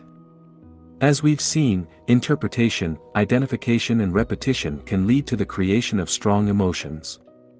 In this section, we'll see what you can do to start letting go of emotions that aren't helping you achieve the life you want. Emotions are energy in motion, but what happens when you prevent the energy from moving? It accumulates. When you repress your emotions, you interrupt the natural flow of energy. Sadly, nobody taught you how to deal with your emotions, or even that both positive and negative emotions are a natural phenomenon. Instead, they told you that your negative emotions should be repressed because they are bad. As a result, you may have been repressing your emotions for years. By doing so, you let them sink deeper into your subconscious, allowing them to become part of your identity. They have often become patterns you may be unaware of. For instance, perhaps you feel you aren't good enough. Or maybe you experience guilt on a regular basis. These are the results of core beliefs you developed over time by repressing your emotions. Most of us have too much emotional baggage and need to learn to let go of it. We need to declutter our subconscious and get rid of the negative emotions preventing us from enjoying life to the fullest. The fact is, your subconscious is already programmed to help you deal with life. Your subconscious ensures you don't accidentally forget to breathe, keeps your heart beating and regulates your body temperature among millions of other things. It doesn't need additional beliefs to function well. Neither does it need to store emotions. If you're like most people, you spend the majority of your time living in your head. As a result, you're largely out of touch with your emotions.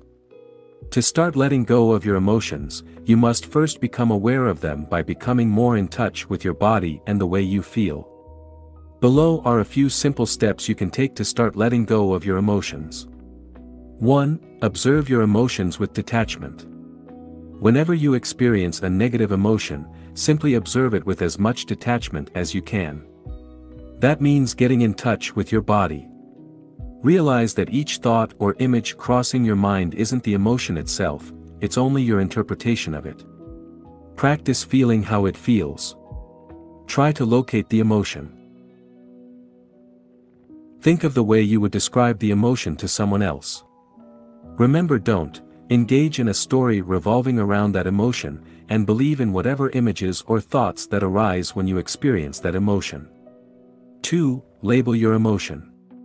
Remember, emotions are merely temporary experiences, or if you prefer, clothes you wear for a while. They aren't you. When you experience an emotion, you say things like, "I am angry," "I am sad," or "I am depressed." Notice how you instantly identify with your emotions. However, this is factually incorrect. The emotions you experience have nothing to do with who you really are. If you were your depression, you'll be depressed all day long every single second of your existence. Fortunately, that's not the case. Let's assume you feel sad. Rather than saying, "I'm sad," a more accurate way to describe that emotion would be, "I feel sad," or "I experience a feeling of sadness." Can you see how different it is from saying, "I'm sad"? It gives you more space to distance yourself from your emotions. The more you become aware of your emotions, the more you can label them and detach yourself from them, and the easier it will be to let go of these emotions. 3. Let go of your emotions. Too often, you over-identify with your emotions and cling to them for the following reasons: they're part of the story you're telling yourself. Sometimes, you can't stop clinging to a story, even a disempowering one. Yes, you can become addicted to destructive stories despite knowing they aren't helping you. You believe the emotions are you and feel a strong need to identify with them. You may fall into the trap of believing you are your emotions. As a result, you identify heavily with them, which creates suffering. Real-life example: I regularly felt that I wasn't good enough. As a result, I believed I should work harder. This belief led me to create lists of daily goals that were impossible to complete even when working from morning to night. I often fell short on my goals, which reinforced the belief that I wasn't good enough. By realizing this was just a story, I started letting go of this belief. After doing so, I noticed I was actually getting almost as much work done, but without the need to struggle and feel stressed out. I'm still working on that issue, but I gained tremendous value from this process. The challenging part was to let go of the attachment to my story by letting go of the following: the belief that I'm not good enough and must work harder, the pride I feel from working harder than most people, the victim mentality that comes from working hard while not getting the results I want. The idea I'm somewhat special, the idea the world needs to be changed, and the need to control the outcome of my actions. As you can see, letting go of core emotions is not easy. They've become part of our identity, and we often derive a twisted pleasure from them. We may even wonder who we will be without them. 4. A 5-step process to let go of emotions. In his book, The Sedona Method, Hale Dwoskin explains there are 3 different ways to release your emotions as they arise. You can, 1. Let them go. When you experience negative emotions, you can consciously choose to release them rather than repressing them or clinging to them. 2. Allow them to be here. You can allow them by acknowledging their existence without clinging to them, or you can 3. Welcome them. You can accept them and have a closer look at them to discover what the core of these emotions are. According to Hale Dwoskin, the first step in each case is to become aware of your emotions as they arise. He then introduces a 5-step process to let go of your emotions. Step 1. Focus on a certain emotion you would like to work on so you can feel better. This doesn't need to be a big emotion. It could be something as simple as not feeling like working on a specific task, or being mildly annoyed about something. Step 2. Ask yourself one of the following questions. 1. Could I let this feeling go? 2. Could I allow this feeling to be here? 3. Could I welcome this feeling? Depending on which way you want to go, release, allow, or welcome, answer the corresponding question. Step 3. Then ask yourself, would I? 1. Would I let this feeling go? 2. Would I allow this feeling to be here? 3. Would I welcome this feeling? Answer yes or no to each question while being honest with yourself. Do you feel like you can let go/allow/welcome the emotion? Even a no will help you let go of it. Step 4. Ask yourself, when? Your answer will be, now. You let go of that emotion immediately. Step 5. Repeat this process as many times as necessary for that particular feeling to disappear. You may be tempted to brush off this technique as overly simplistic and ineffective. Don't do that. Try it for yourself. Remember that you are not your emotions. That's precisely by practicing letting go of them that you'll realize that universal truth. As you make a conscious choice to let go of your emotions, welcome them fully or allow them to be, you'll gain a whole new understanding of how emotions work and how to release them. Action step.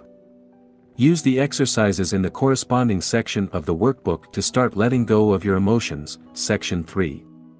How emotions are formed. 3. Letting go of your emotions. Make a list of all the emotions you would like to let go of. Perhaps you feel as though you aren't good enough. Perhaps you struggle with procrastination and experience guilt and shame.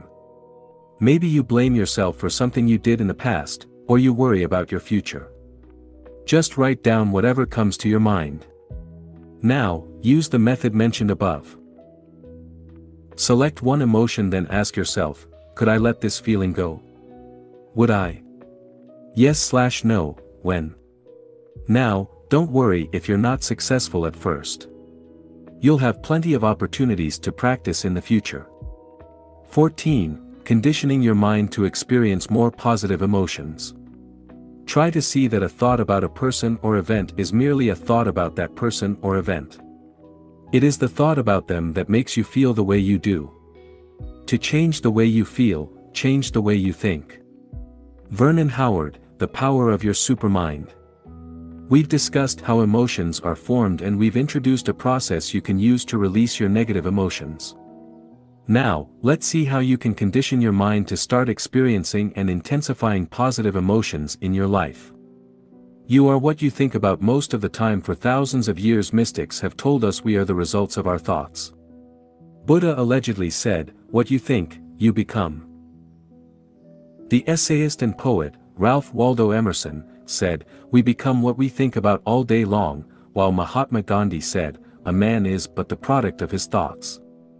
In his classic book, As a man thinketh, James Allen wrote, let a man radically alter his thoughts, and he will be astonished at the rapid transformation it will effect in the material conditions of his life. Men imagine that thought can be kept secret, but it cannot. It rapidly crystallizes into habit, and habit solidifies into circumstance. James Allen. To take control of your emotions, it is essential you understand the role your thoughts play in generating emotions in general. Your thoughts activate certain emotions, and these emotions, in turn, generate more thoughts. Thoughts and emotions then feed each other. For instance, if believed, the thought, I'm not good enough, will generate negative emotions such as shame or guilt. Conversely, when you feel ashamed for not being good enough, you'll attract more thoughts in line with that belief. You will focus on the things you believe you aren't good at, or remember and dwell on past failures. This, in turn, will strengthen your erroneous belief. Thoughts generate emotions and emotions dictate your actions. If you feel you don't deserve a promotion, you won't ask for it. If you believe a man or woman is out of your league, you won't ask him or her out. In a nutshell, this is the way thoughts work. They generate emotions that dictate your actions and shape your reality. While this may not be obvious to you in the short term, in the long term, you'll realize your thoughts have a tremendous impact on your life. Thoughts and emotions determine your future. Humans possess a power no other living beings have, their imagination. We can use our thoughts to manifest things and turn the invisible into the visible. However, a thought in itself isn't enough to manifest things or circumstances. It must be fueled with an energy in the form of emotion, such as enthusiasm, excitement, passion, or happiness. For this reason, someone enthusiastic about his or her dream will achieve more than a pessimistic and unmotivated person. Successful people constantly focus on what they want with positive expectation, while unsuccessful people focus on what they don't want or what they lack. The latter are afraid of having a lack of money, talent, time, or any other resources they may need to achieve their goals. As a result, pessimists accomplish far less than they're capable of achieving. Thus, one of the most important skills you can master is your ability to control your thoughts and emotions. This entails understanding what your emotions are, how they work, and what purpose they serve. Later, we'll discuss how you can use your emotions as a tool for personal growth. Depositing positive thoughts in your mind. Confident people deposit positive thoughts in their mind each day. They celebrate their small wins and treat themselves with compassion and respect. Naturally, they expect good things to happen.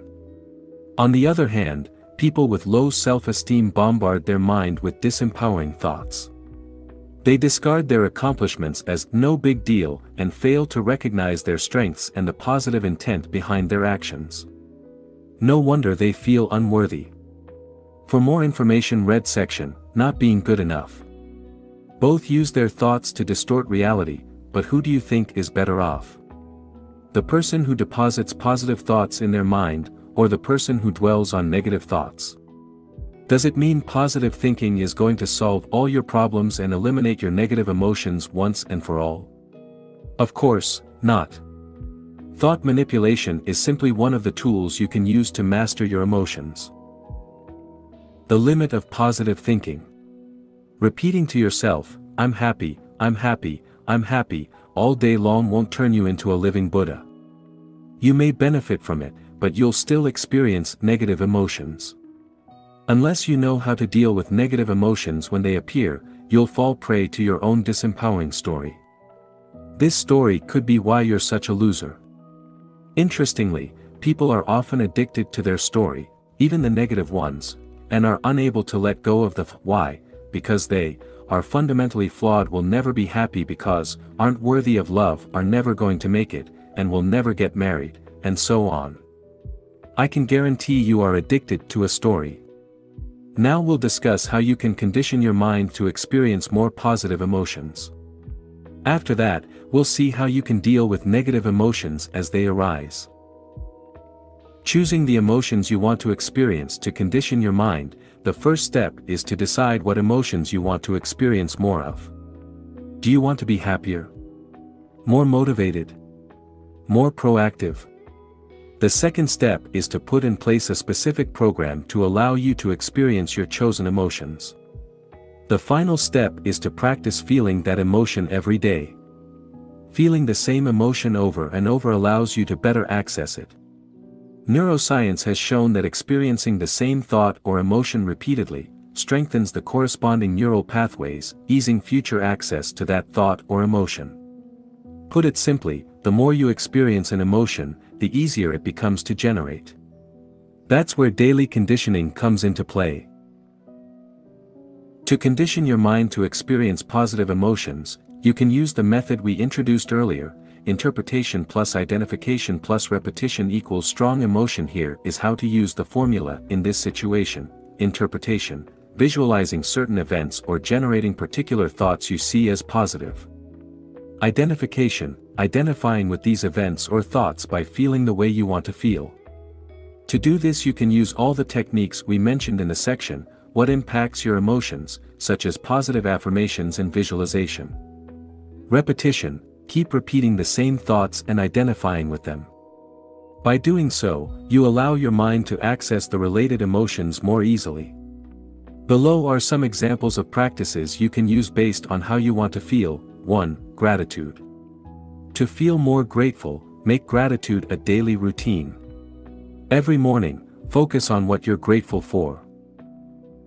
The more you practice, the better you'll be able to focus on the positive side of things. Sadly, most of us know we should be grateful, but we aren't. That's why we must cultivate gratitude. As the late Jim Rohn said, our emotions need to be as educated as our intellect. Here are some exercises you can use to cultivate a feeling of gratitude. A. Write down things you're grateful for. Take a pen and a piece of paper, or even better, a dedicated notebook, and write down at least 3 things for which you are grateful. This will help you focus on the positive side of things. B. Thank people who crossed your life. Close your eyes and think of people you've met. As you picture them one after the other, thank them while acknowledging at least one good thing they did for you. If you happen to picture people you don't like, thank them anyway and still look for one good thing they did for you. It could be making you stronger or teaching you a specific lesson. Don't try to control your thoughts, simply let the faces of people you know come to your mind. Release any resentment you feel or have felt. C. Focus on one object and appreciate its existence. Select one item in your room and think of the amount of work and number of people involved in the process of creating it and delivering it to you. For instance, if you select a chair, think of all the work necessary to create it. Some people had to design it, others had to find raw materials, and others had to assemble it. Truck drivers had to deliver it to the store. The store employees had to display it and promote it.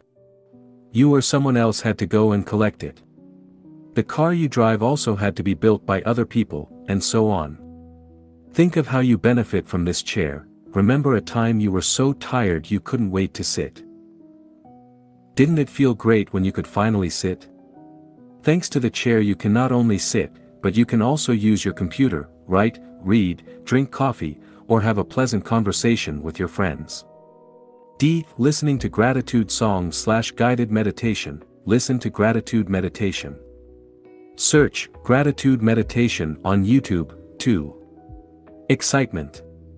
Sometimes, you lose excitement. You feel as though you're running in circles trapped in the same old routine. To generate more excitement, spend a little time every morning visualizing all the things you want. Get excited about these things. Below are several ways to do it. Please note, this should be practiced on a regular basis. A. Write down what you want. Take a pen and piece of paper and write, "What I want," at the top of the page. Then, write down anything you can think of that excites you. B. Visualize what you want. Ask yourself, what do I really want, and visualize all the things you desire. Try to be as specific as possible. Clarity is power. Think of your ideal career, relationship or lifestyle, or any goals you want to accomplish in the coming decade or beyond. C. Create a goals/dreams journal. Buy a notebook and write down your goals in each area of your life. Review them each morning and keep adding pictures, drawings, or anything else to foster your enthusiasm. D. Vividly envision your ideal day. What would you eat for breakfast? How would you spend your day? With whom would you spend your day? What would you do in the evening? Where would you live? How would you feel? You can have several versions of your ideal day. Just make sure each version excites you. 3. Confidence/certainty. If you want to have more confidence in your ability to achieve your goals, visualize yourself as having already accomplished them, and feel good about it. Practice developing a sense of certainty. Commit to your vision in your mind. Each time you visualize your goal, give the energy of commitment to it. Know it's going to happen. 4. Self-esteem. To boost your self-esteem, keep track of your daily accomplishments. You do many things right, but you tend only to remember things you do wrong. No wonder your self-esteem suffers. Buy a notebook and dedicate it to this purpose. Record your accomplishments every day. Some examples of accomplishments would be: I woke on time. I ate some fruit. I cleaned my desk. I completed project A. I exercised. I completed my morning ritual, and/or I read. As you can see, you don't have to write down anything big. In fact, by writing down small accomplishments, you condition your mind to look for more wins, which, over time, enhances your self-esteem. For more exercises related to self-esteem, refer to the section, Not Feeling Good Enough. 5. Decisiveness. As you practice being more decisive, you'll boost your productivity, which will affect your well-being. As we'll see in the section, Procrastination, stalling can create a lot of emotional suffering. To become more decisive, you can use the 5-second rule, introduced by Mel Robbins in her book of the same name.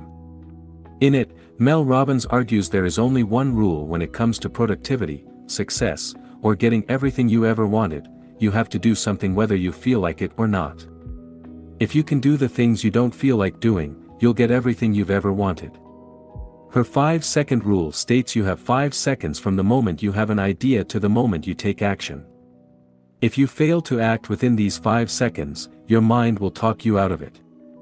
The nature of the mind is to prevent us from doing anything scary or tiring.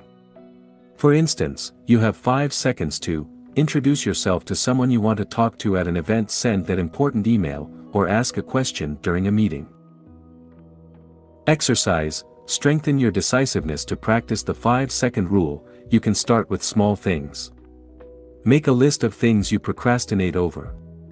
Perhaps you put off washing the dishes, or cleaning your home. Maybe, you delay calling someone or sending some emails. Write it down. Now, select a couple of things on which you'll use the 5-second rule. Commit to using the rule for at least a week.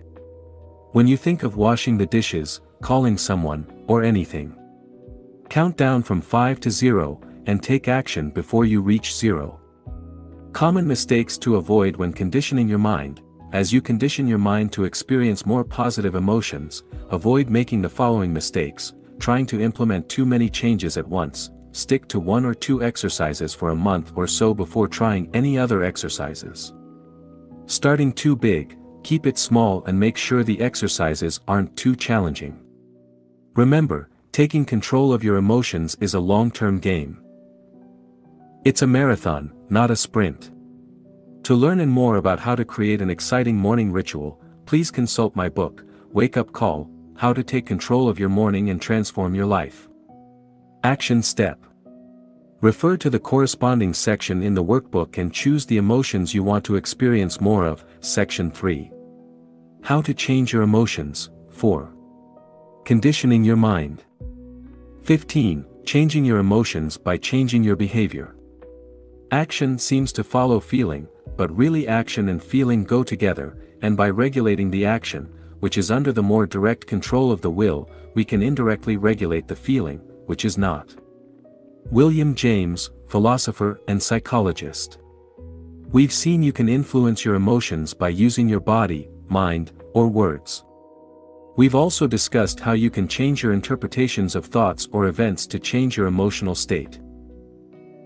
Unfortunately, when negative emotions suddenly arise or are too strong, changing your body posture or using positive affirmation might not be enough.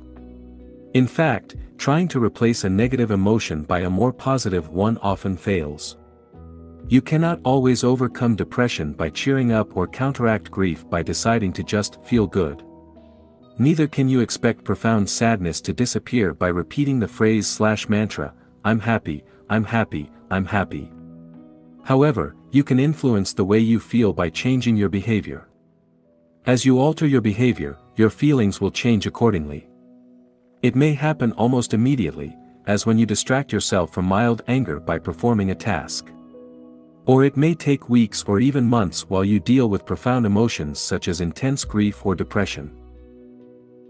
To start changing the way you feel, whenever you experience a negative emotion, ask yourself the following questions: what causes that emotion, and what can I do about my present reality? After asking these questions, identify concrete actions you could take to change your emotional state. Remember, by nature, emotions will fade as time passes. That is, unless you reinforce them by replaying the same situation over and over in your mind. Below are some real-world examples to help you better understand how it works. Example 1. If, after your boyfriend or girlfriend broke up with you, you keep remembering the good times you had together with sadness, it will take longer to get over the breakup. Although there is nothing wrong with feeling sad or remembering the past, if you want to move on, a better option is to avoid revisiting the past wherever possible. In this case, changing your behavior would be, do your best to stop revisiting the old memories. Example 2. If you constantly worry about an upcoming presentation at work, changing your behavior might be rehearsing your speech for hours. Doing this, you'll know the text so well you'll be able to perform well even under pressure. To give yourself an even better chance at success, you could also rehearse in front of your colleagues or friends. Example 3. If you've been resenting a particular friend for weeks because of something he said or did, changing your behavior might be having an honest talk with him and share your feelings. This will allow you to clear the air, clarify any misunderstandings, and avoid building up resentment. Oftentimes, we misinterpret events or see things that aren't there. Example 4. Sometimes, you feel sad, angry, or even depressed, and can't do anything about it. In this instance, the best you can do is to avoid focusing on your feelings, and just let them be. Your job here is to do what you have to do and live your life until these emotions fade. Don't forget to practice letting go of negative emotions as they arise. As you learn to detach yourself from the negative emotions, it will help prevent them from growing and becoming more entrenched. Action step using the workbook. Let's do an exercise using an example from your life. Section 3. How to change your emotions. 5. Changing your emotions by changing your behaviors. Remember the last time you experienced a negative emotion that lasted more than a couple of days. Now, think of what you did specifically to overcome this negative emotion, if anything. Then, ask yourself, how could I have changed my behavior to influence my emotions positively? 16. Changing your emotions by changing your environment. You cannot always control your emotions. Certain events, such as a breakup, the loss of a loved one, or a severe disease, can trigger negative emotions. However, you do have control over some events. Do you have daily life situations that affect your peace of mind? What if you could do something about them? Sometimes, to reduce negative emotions you simply need to avoid putting yourself in the situations generating them in the first place. Perhaps, you watch too much TV, which makes you miserable. Or maybe, seeing your friends, seemingly happy on Facebook makes you feel like a failure. Why not spend less time in such situations? Real life example, Facebook was making me unhappy and I felt like a failure. People in my field were killing it and my friends looked so happy, or so I thought. Not to mention the fact I was wasting hours of my time mindlessly scrolling through my news feed. To overcome this drain on my emotional bank, I drastically reduced the time I spent on Facebook. Ever since making the decision, I've been feeling better. This example shows you that small changes can enhance your well-being. If you look at the things you do daily, you'll find activities or behaviors that don't support your happiness. Just removing one or two of these activities, or changing some of your behaviors, may noticeably improve your mood. You may already know what you should do, but it's also possible you're unaware of the cost of some of your behaviors on your well-being. Below, I've listed some examples of activities or behaviors that may rob you of your happiness. Ask yourself whether they're contributing to your overall sense of well-being. Watching TV. Although watching TV can be fun, it's also a passive activity which may not contribute much to your happiness. Spending time on social media. Social media is convenient and it allows you to keep in touch with your friends, but it can also be addictive. Facebook or Twitter can turn you into an addict craving the approval of others. Hanging out with negative people. People you hang out with have a tremendous influence on your emotional state. Positive people will lift you up and help you achieve your wildest dreams. Negative people will suck up your energy, demotivate you and destroy your potential. As Jim Rohn said, you are the average of the 5 people you spend the most time with. Make sure you surround yourself with the right people. Complaining and focusing on the negative. Do you constantly see the negative side of things? Do you dwell on the past? If so, how does this affect your level of happiness? Not finishing what you start, leaving tasks and projects unfinished in your personal and professional life can have a detrimental effect on your mood. Unfinished business clutters your mind. Feeling overwhelmed or demotivated is a sign you may have too many open loops in your life. Examples of open loops are unfinished projects you've been procrastinating over, or avoiding people you need to talk to. These are just a few examples. What about you? What activities or behaviors rob you of your happiness? Action step. Design a more empowering environment by completing the corresponding exercises in the workbook, Section 3. How to change your emotions, changing your environment. Use the free workbook or take a pen and paper, and write down any activities you believe may negatively impact on your emotions. Then, for each activity, write down the consequence, e.g. they make you feel guilty, they demotivate you, they erode your self-esteem, etc. 17. Short-term and long-term solutions to deal with negative emotions. No other life form on the planet knows negativity, only humans, just as no other life form violates and poisons the earth that sustains it. Have you ever seen an unhappy flower or a stressed oak tree? Have you come across a depressed dolphin, a frog that has a problem with self-esteem, a cat that cannot relax, or a bird that carries hatred and resentment?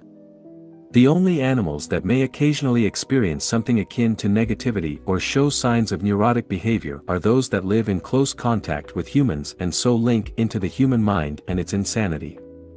Eckhart Tolle, The Power of Now. In this section, I will provide you with a list of exercises or techniques you can use to better deal with negative emotions.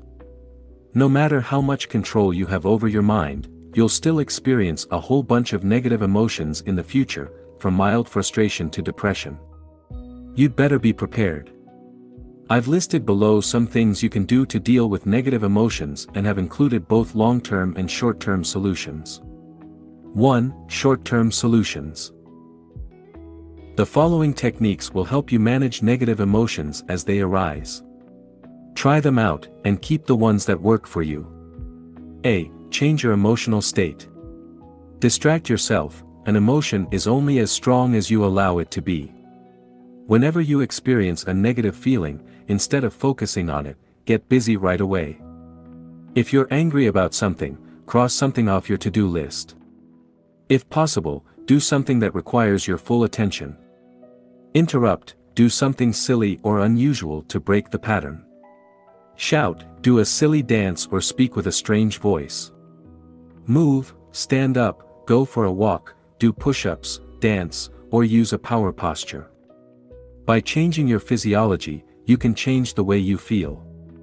Listen to music. Listening to your favorite music may shift your emotional state. Shout, talk to yourself with a loud and authoritarian voice and give yourself a pep talk. Use your voice and words to change your emotions. B. Take action. Do it anyway. leave your feeling alone and do what you have to do. Mature adults do what they have to do whether they feel like it or not. Do something about it. Your behavior indirectly changes your feelings. Ask yourself, what action can I take in today to change the way I feel? Then, go do it. C. Become aware of your emotions. Write it down. Take a pen and paper and write down what you worry about, why, and what you can do about it. Be as specific as possible. Write down what happened. Take a piece of paper and write down what exactly happened to generate the negative emotion. Don't write down your interpretation of it or the drama you created around it. Write down the raw facts. Now ask yourself, in the grand scheme of your life, is it really that big a deal? Talk, have a discussion with a friend. You may be overreacting, making things worse than they are. Sometimes, all you need is a different perspective. Remember a time when you felt good about yourself. This can help you get back in that state and gain a new perspective. Ask yourself the following questions: how did it feel? What was I thinking at the time? What was my outlook on life at the time? Let your emotion go. Ask yourself, can I let that emotion go? Then, allow yourself to release it. Allow your emotions to be. Stop trying to resist your emotions or to change them. Allow them to be what they are. Embrace your emotion, stay with your emotions. Look at them as closely as possible while doing your best to remain detached. Become curious about them. What are they exactly at their core? D. Just relax. Rest, take a nap or a break. When you're tired, you're more likely to experience negative emotions than when you are properly rested. Breathe slowly to relax. The way you breathe affects your emotional state. Use breathing techniques to calm you down, or to give you more energy. Relax, take a few minutes to relax your muscles. Start by relaxing your jaw, the tension around your eyes and the muscles on your face. Your body affects your emotions. As you relax your body, your mind also relaxes. Bless your problems, thank your problems. Understand they are here for a reason and will serve you in some way. 2. Long-term solutions. The following techniques will help you manage your negative emotions long-term. A. Analyze your negative emotions. Identify the story behind your emotions. Take a pen and paper, and write down all the reasons why you have these emotions in the first place. What assumptions do you hold? How did you interpret what's happening to you? Now, see if you can let go of this particular story. Write down your emotions in a journal. Take a few minutes each day to write down how you felt. Look for recurrent patterns. Then, use affirmations, visualization, or a relevant exercise to help you overcome these emotions. Practice mindfulness. Observe your emotions throughout the day. Meditation will help you do this. Another way is simply to engage in an activity while being fully present. As you're doing this, observe what's going on in your mind. B. Move away from negativity. Change environment. If you're surrounded by negativity, change your environment. Move to a different place, or reduce the time you spend with negative friends. Remove counterproductive activities. Remove or reduce the time you spend on any activity not having a positive impact on your life. This could be reducing the time you spend watching TV or surfing the internet. C. Condition your mind. Create daily rituals. This will help you to experience more positive emotions. Meditate, exercise, repeat affirmations, create a gratitude journal, and so on. The best time to deposit positive thoughts in your mind is right before going to sleep and first thing in the morning. Exercise regularly. Exercise improves your mood and is good for your emotional and physical health. D. Increase your energy. The less energy you have, the more likely you are to experience negative emotions. Improve your sleep. Make sure you get enough sleep. If possible, go to bed and wake up at the same time every day. Eat healthier food. As the saying goes, you are what you eat. Junk food will negatively impact your energy levels, so take steps to improve your diet. Rest, take regular naps, or take a few minutes to relax. Breathe, learn to breathe properly. E. Ask for help. Consult a professional. If you have deep emotional issues such as extreme low self-esteem or depression, it might be wise to consult a professional. Action step. Write down one short-term and one long-term technique you want to use. Ask yourself, among the items on the list, what is the one technique that will best help me deal with negative emotions? Section 3. How to change your emotions, short-term solutions/long-term solutions. Part 4. How to use your emotions to grow. I suggest to you that every situation, every moment, provides the opportunity for self-growth and development of your character. Reality keeps bringing us circumstances. Sometimes I picture them as waves breaking on the shore, and we have the chance to keep merging with that reality to fit ourselves to it, to dive into those waves. David K. Reynolds, author of Constructive Living. We've seen what emotions are, how they are formed, and how you can reprogram your mind to experience more positive emotions. Now, let's see how you can use your emotions as a tool for personal growth. Most people underestimate how useful emotions can be. They never truly realize they can use their emotions to grow. Think of it this way. Your emotions send you a message. They tell you that your current interpretation of reality is biased. The problem is never reality, but the way you interpret it. Never forget, you have the power to find meaning and joy even in the worst situations. For instance, Alice Sommer had every reason in the world to feel hopeless. She was imprisoned in a concentration camp during World War II and didn't know how long she had left to live. She, nevertheless, found joy. As she recalls, I was always laughing. We were lying on the floor with my son, and he saw me laughing. How can a child not laugh when the mother laughs? Alice Sommer. Nick Vujicic believed he would never be happy. After all, he was born with no arms or legs. As he said in one of the lectures he gave at a school, "What kind of husband am I gonna be if I can't even hold my wife's hand?" Nick Vujicic.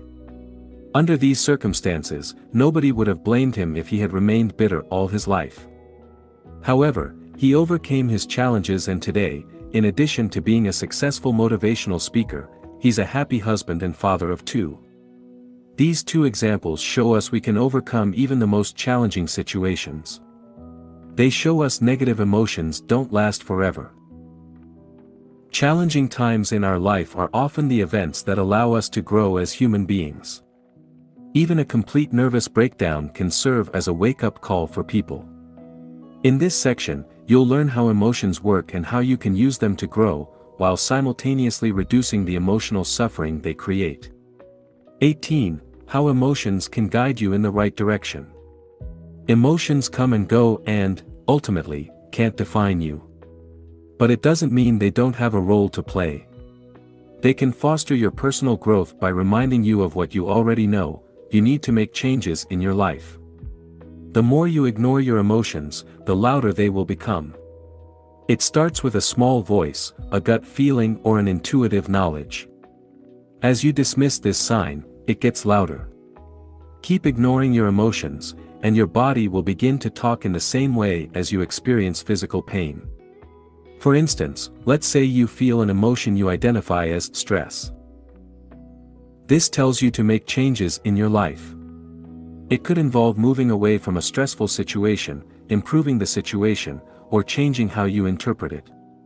One thing is sure, you need to do something about it. If you keep ignoring stress or the stressor, it may result in severe health issues.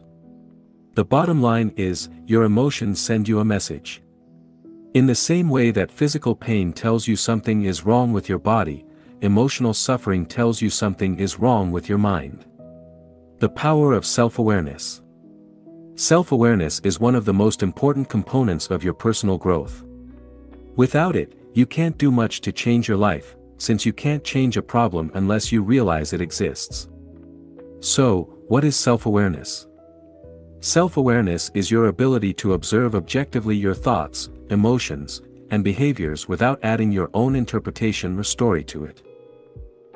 Above or below the line? In the 15 Commitments of Conscious Leadership, Jim Dethmer and Diana Chapman introduced a very simple yet powerful model to help increase self-awareness. This model is extremely simple, a single line. The authors argue that, at any time, you're either above or below the line. When you're above the line, you're open, curious and willing to learn, but when you're below the line, you want to be correct and, as a result, you tend to be defensive and closed to new ideas. Put it simply, when you're above the line you're conscious, when you're below the line you're unconscious. Whether you are above or below the line depends on your emotional state. When you sense a threat to your physical survival or to your ego, you fall below the line and try to protect yourself in order for you, or your ego, to survive. Conversely, when you operate above the line, you're in a positive state of mind. Your creativity, innovation, and collaboration are at their best, resulting in enhanced performance. Your ability to recognize when you fall below the line largely determines how well you can control your emotional state. You can't change an emotion if you don't notice its presence. This is what being aware or conscious means.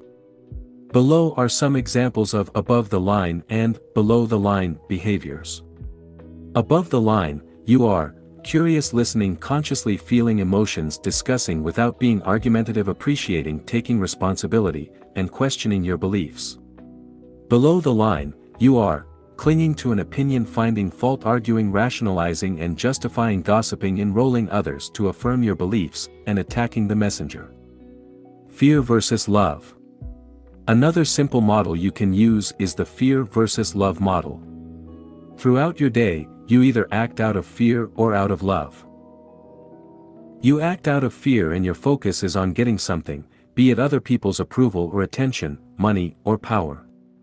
On the other hand, when you act out of love, your main focus is on giving, be it your time, money, love, or attention. You want to share and improve the lives of people around you, not for your own interest, but simply for the sake of it. While your actions can simultaneously reflect your desire to give and to receive, one or other of these components is generally more pronounced. To master your emotions, you must learn to identify whether you're acting out of love or fear. For instance, look at one of your major life goals. Is it a fear-based goal or a love-based goal? Are you trying to give and contribute to the world, or are you trying to take from it? For instance, let's say you want to become an actor. Some of the reasons for that could be the following: 1. Making money. 2. Being famous. 3. Proving to your parents and friends you're good enough. 4. Entertaining people. 5. Expressing yourself. The first three examples are usually fear-based behaviors. You want to fill a void within yourself and demonstrate how good you are. The final two examples are love-based behaviors that stress a desire to express your gift to the world. As we discuss in greater depth how different emotions work, keep in mind these two models, above/below the line in fear-based versus love-based actions. Note that throughout your day you often alternate between love-based behaviors and fear-based behaviors. For instance, you may be absorbed by a task that helps people and make you feel complete. In this moment, you don't need anything. 5 minutes later you may imagine how proud your father will be once you finally earn a promotion. In this moment, you're no longer feeling complete.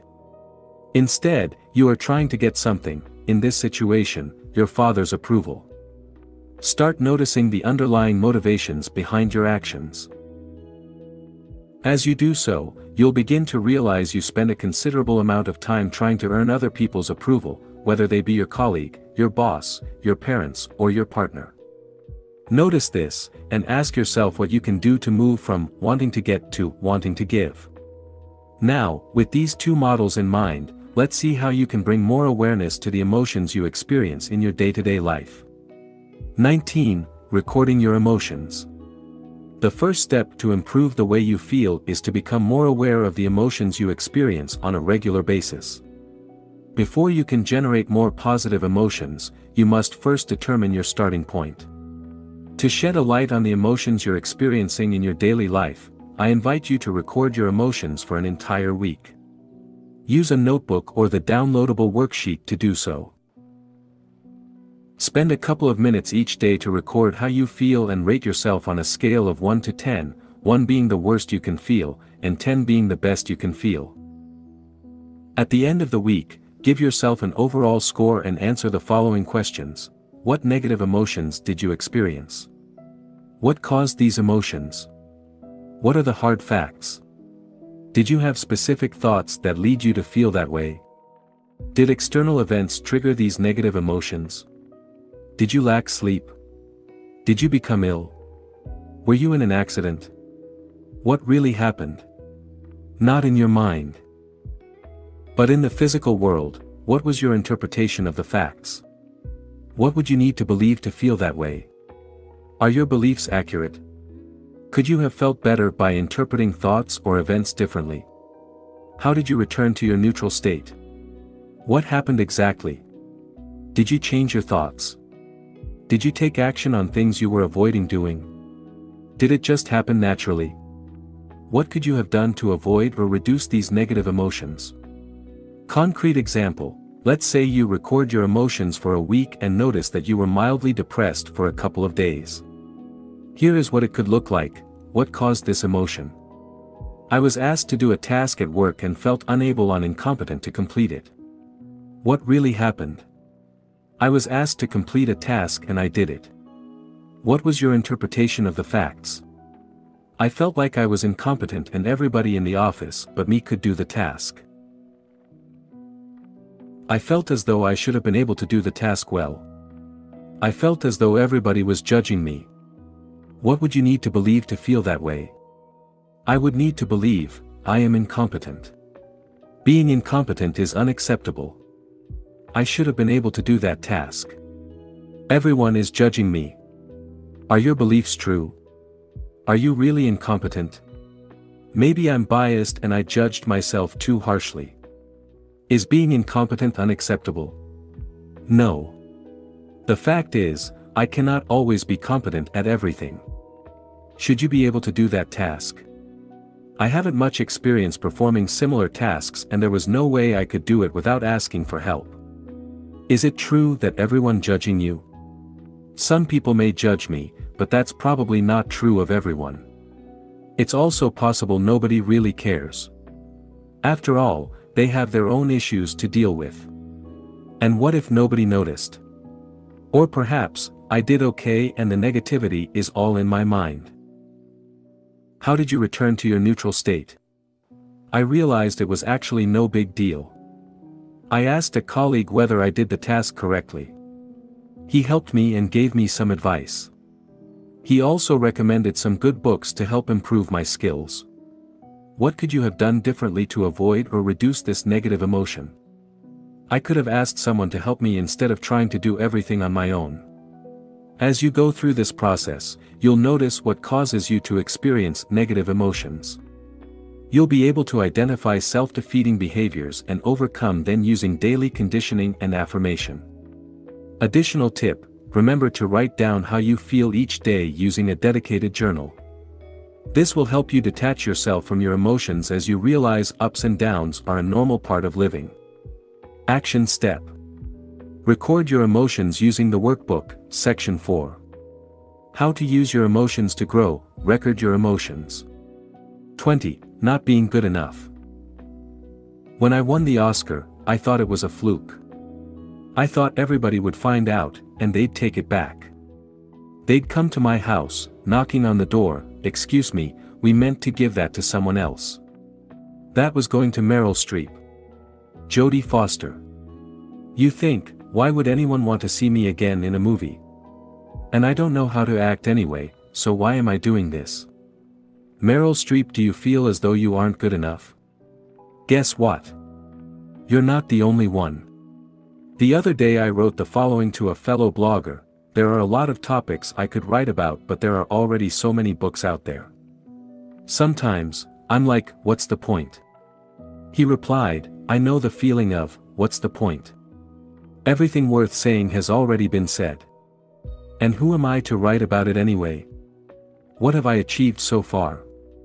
Well. I guess it's natural. Good to know that we're not the only ones struggling. Whether or not you're aware of it, millions of people feel the same way. The feeling of not being good enough alone must have killed more dreams than anything else. And who has never felt that way? Here is a non-exhaustive list of how I felt in my life. I'm not a good enough writer. I'm not charismatic enough, I'm not competent enough, I'm not confident enough, I'm not courageous enough, I'm not disciplined enough, I'm not good enough at public speaking, I'm not handsome enough, I'm not inspiring enough, I'm not interesting enough, I'm not making enough money, I'm not muscular enough, I'm not patient enough, I'm not perseverant enough, I'm not proactive enough, I'm not productive enough, I'm not smart enough, I'm not taking enough action, I'm not tough enough, I'm not working hard enough, my English isn't good enough, my Japanese isn't good enough, and my memory isn't good enough. And I could go on. People who feel they aren't good enough tend to have low self-esteem. They focus on what they aren't good at while filtering out all the things they are good at. Try complimenting them and all you'll hear is, "It's no big deal." Worse, they may even think you're being polite, or trying to manipulate them. These people have a hard time accepting compliments. Instead of a simple thank you, they return the compliment, or downplay their role. Perhaps, you're acting the same way. See if you do one of the following things when receiving a compliment. 1. Dismiss the whole thing as being no big deal, anybody could have done it. 2. Talk about all the things you did wrong while explaining what you could have done better. 3. Try to return the compliment, "Thank you. I think you did a fantastic job, too." Notice your inability to accept a compliment 100% in the 3 cases above. You may not only brush off your accomplishments, but also magnify every single of your failure to reinforce the case you aren't worthy. You keep a long list of your failures, unwilling to let go of them as they fit your story. Who would you be if you were no longer the man or woman who's never good enough? As strange as it may seem, there's something scary about that. At least, the certainty of not being good enough gives you some comfort. Imagine what would happen if you released the hold you have on your story, try something you've always wanted to do, and fail. What you suspected for a long time would become true: you aren't good enough. Or worse, what would happen if you were to succeed? How would that fit into your story? Remember, your brain is biased towards negativity. Adding your own bias will certainly not help you feel good about yourself. The fact is, you do most things well. Although a lack of experience, interest, or talent may explain why you aren't doing as well as you would like to in certain areas, it has nothing to do with you not being good enough. How to use the feeling of not being good enough to grow. Not feeling good enough is a sign of low self-esteem. Many people experience low self-esteem in various degrees. I certainly do. For some, every single thing they do is insufficient. For others, they feel inadequate only in certain situations or areas of their life. Wherever you are on the self-esteem spectrum, you can probably benefit from a boost in your self-esteem. Identifying what triggers your feelings of inadequacy. The first step is to find out what triggers these feelings. What thoughts are you identifying with? Which areas of your life are concerned? Take a few minutes to write down the following: the situations in which you feel like you aren't good enough, and the thoughts you identify with, your story. Keeping track of your accomplishments. The second step is to keep track of your accomplishments. Not feeling good enough often results from the biased view you hold about yourself. You focus on your shortcomings, failing to acknowledge your successes. People with healthy self-esteem tend to look at themselves in a more objective way, acknowledging both their shortcomings and their strengths. To improve your self-esteem, start acknowledging all the things you're doing well. The following exercises will help you do that. Exercise 1. Create a win log. One of the best ways to acknowledge your accomplishments is to write them down. For this exercise, I encourage you to use your dedicated notebook. 1. First, write down everything you've accomplished in your life. Come up with a list of 50 things. If you run out of things, write smaller accomplishments. This will help you realize how much you've already accomplished. 2. At the end of each day, write down all the things you've accomplished that day. It can be simple things such as, I woke up on time, I exercised, and I ate a healthy breakfast.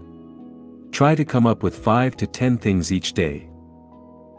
Exercise 2. Fill up your self-esteem jar. An alternative is to write down each thing you've accomplished on separate pieces of paper and put them into a jar.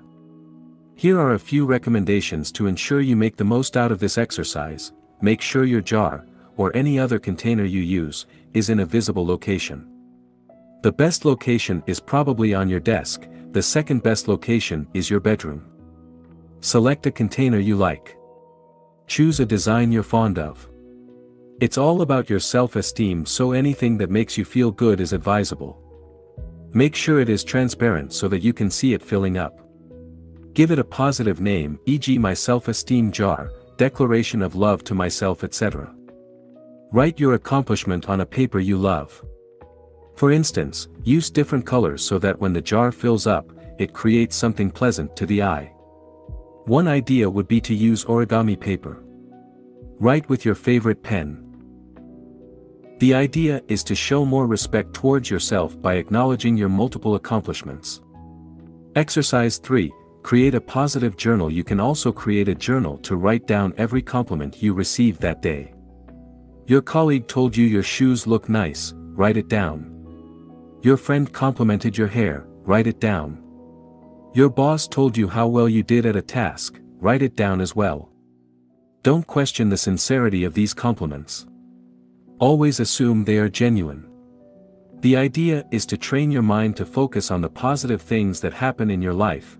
They are happening whether or not you acknowledge them. Here is how to make the most of that exercise. Buy a notebook you like. Personalize it, add stickers, draw something, add pictures, or use different colors. Don't want to do any of this stuff? That's fine as well. It's your journal. Keep it with you, carry it with you, and look for new compliments to add to your amazing collection, optional. Review it every day, go through old entries and mentally thank people who complimented you. You can say, thank you, I love you.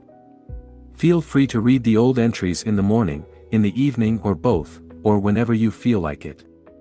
It's up to you. Again, this is your journal. These are just suggestions. Whatever works for you. Learning to accept compliments. Chances are you have difficulties accepting compliments. Do the following sentences look familiar? It's never a big deal. Everybody could have done it. It's because so and so helped you. I could have done it better. Here is a great reason why you should accept compliments, because the person who made the compliment wants you to receive it, not to flush it down the toilets. Imagine you just gave a gift to someone. How would you feel if that person, after opening the box, dropped the gift to the floor, stepped on it and threw it away? You won't like it, would you? Sadly, that's what we often do when we receive a compliment. When we refuse to accept a compliment, we are disrespecting the person who went out of their way to deliver it. Wouldn't you want your compliment to be accepted wholeheartedly? Exercise 1. Accept compliments. This simple exercise will help you accept a compliment. Whenever someone compliments you, say the following: thank you. That's it. There is nothing simpler. No, thank you, but, thank you, you too, or, it wasn't a big deal. Simply say, thank you.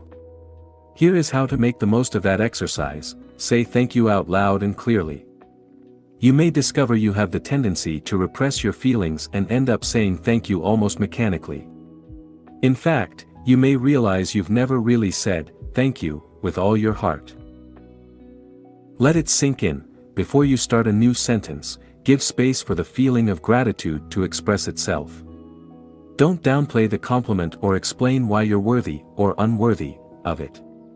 Tell it the way you feel it. Show your appreciation by telling the person who complimented you how you feel. You may experience resistance. Many of us have difficulties expressing gratitude because our pride prevents us from doing so. After all, we're strong and don't need anybody's help or compliments, do we? We don't want to feel vulnerable. If you experience resistance and find the exercise difficult, recognize this is normal. Your ability to accept a compliment can be a good indicator of your level of self-esteem. Practice accepting compliments and allow yourself to feel vulnerable. Accepting you're worthy of compliments will help you boost your self-esteem. Exercise 2, the appreciation game. The purpose of this game is to learn to appreciate things in yourself you didn't previously acknowledge, or like. It will work well if you have a partner you can play the game with on a regular basis. Tell your partner 3 things you appreciate in them and ask them to do the same. Be as specific as possible and don't worry about coming up with big things. Here are some examples. I appreciate that you prepared breakfast this morning even though you were in a rush. I appreciate that you picked up the kids today. I appreciate the way you always listen to my problems after work. To go further, self-esteem is a complex topic. It affects a lot of people and is often misunderstood. Overcoming low self-esteem takes time and effort. If you regularly feel you aren't good enough, I encourage you to refer to the following books. If, upon reading these books, you realize you have severe and chronic self-esteem issues, you may want to consult a specialist. The 6 Pillars of Self-Esteem, by Nathaniel Branden, Ph.D. Breaking the Chain of Low Self-Esteem, by Marilyn Sorensen, Ph.D. Low Self-Esteem, Misunderstood and Diagnosed, Why You May Not Find the Help You Need, by Marilyn Sorensen, Ph.D. Below is a brief summary of some of the main ideas in each book. In his book, The 6 Pillars of Self-Esteem, Nathaniel Branden identified 6 practices, or pillars, of self-esteem you can work on to develop a healthier self-esteem. 1. Living consciously. In Nathaniel Branden's words, to live consciously means to seek to be aware of everything that bears on our actions, purposes, value, and goals, to the best of our ability, whatever that ability may be, and to behave in accordance with that which we see and know. 2. Self-acceptance, is choosing to value yourself, to treat yourself with respect and to stand up for your right to exist. Self-acceptance is the basis upon which self-esteem develops. 3. Self-responsibility, is realizing no one is coming to save you and you are responsible for your life. It is accepting that you are responsible for your choices and actions. You are responsible for how you use your time, and for your happiness. Because only you can change your life. 4. Self-assertiveness, means honoring your wants, needs, and values and seeking appropriate forms of their expression in reality. 5. Living purposefully, is to use your powers to achieve the goals you have selected. In other words, it's your ability to set and achieve goals in every area of your life. 6. Personal integrity, is behaving in a way that matches your ideals, convictions, and beliefs. It's when you can look at yourself in the mirror and know you're doing the right thing. In Breaking the Chain of Low Self-Esteem, Marilyn Sorensen provides a great overview of what self-esteem is and how it works.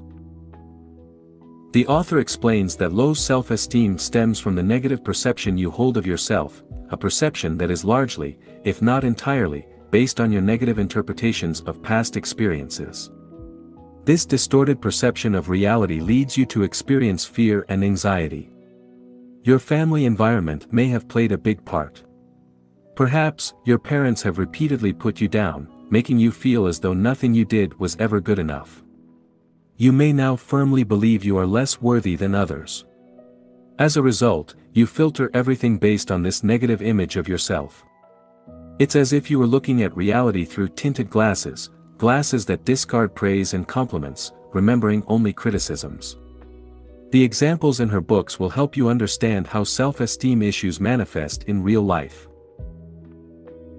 In addition, Ms. Sorensen provides dozens of practical exercises to help you become more aware of your self-esteem issues and provide you the tool to develop a healthier self-esteem. Action Step. Refer to the exercises in the corresponding section of the workbook, Section 4. How to use your emotions to grow, not being good enough. 21. Being defensive.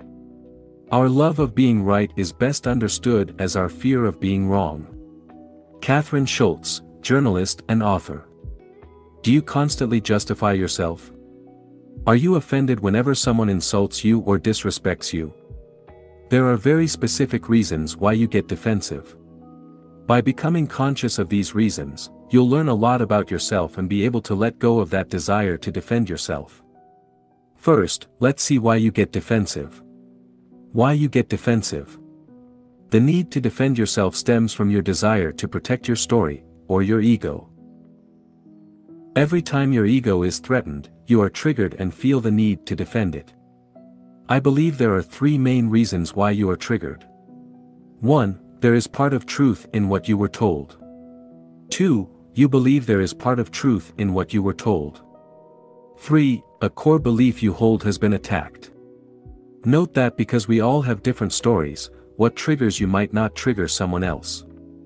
1. There is part of truth in what you were told. Someone mentioned something that is true about you and it hurts. For instance, he or she may accuse you of procrastinating on a certain project. Your inability to accept that truth is the reason you become defensive. When that topic is brought up, it triggers emotional reactions such as anger, denial, or self-criticism. 2. You believe there is part of truth in what you were told. You were told something you believe to be true and feel hurt. In this case, the criticisms you received may be unfounded. Yet, you still feel hurt. Why is that? It's because what you were told confirms the disempowering beliefs you hold about yourself. For instance, let's say you believe you aren't good enough. This belief pushes you to work harder than anybody else. Now, how would you feel if someone accused you of being lazy? You would feel offended, wouldn't you? However, that wouldn't be because you're actually lazy, but because of your belief that you should work harder. 3. One of your core beliefs has been attacked. Someone directly or indirectly attacks one of your core beliefs, and you feel the need to defend yourself. This could be a religious belief, a political belief, or a more general belief about the world or yourself. The more attached you are to this belief, the stronger your emotional reaction will be. Here is a great example: because they believed Donald Trump was evil, some liberals had strong emotional reactions after he was elected president. Some shouted and even became violent. On the other hand, many conservatives were delighted by Trump's victory. How come people can react so differently to the same event?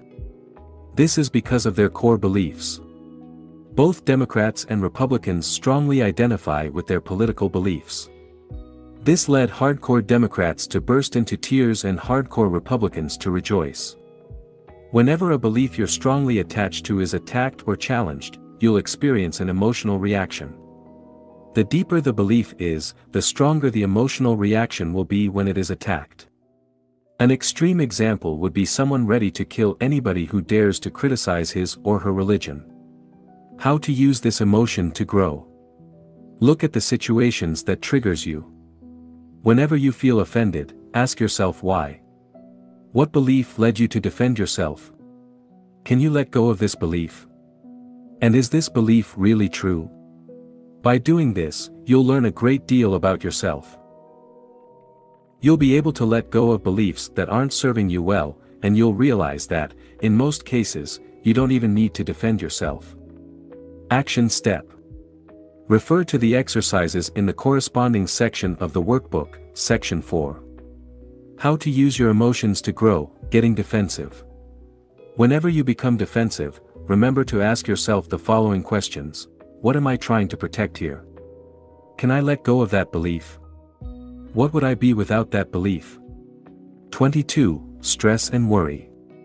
Within every worry is an opportunity for positive action. In every lie, there is a kernel of truth. Behind every neurotic symptom is the misdirected desire to live fully and well. David K. Reynolds, Constructive Living. Have you ever wondered what stress is and why you experience it? Most people believe a situation can be stressful. The truth is, stress doesn't exist outside of yourself and, therefore, no situation can be said to be stressful in itself. Yet, my guess is you experience stress on a regular basis. And probably more often than you would like to. Stress alone is responsible for tens of thousands of deaths every year.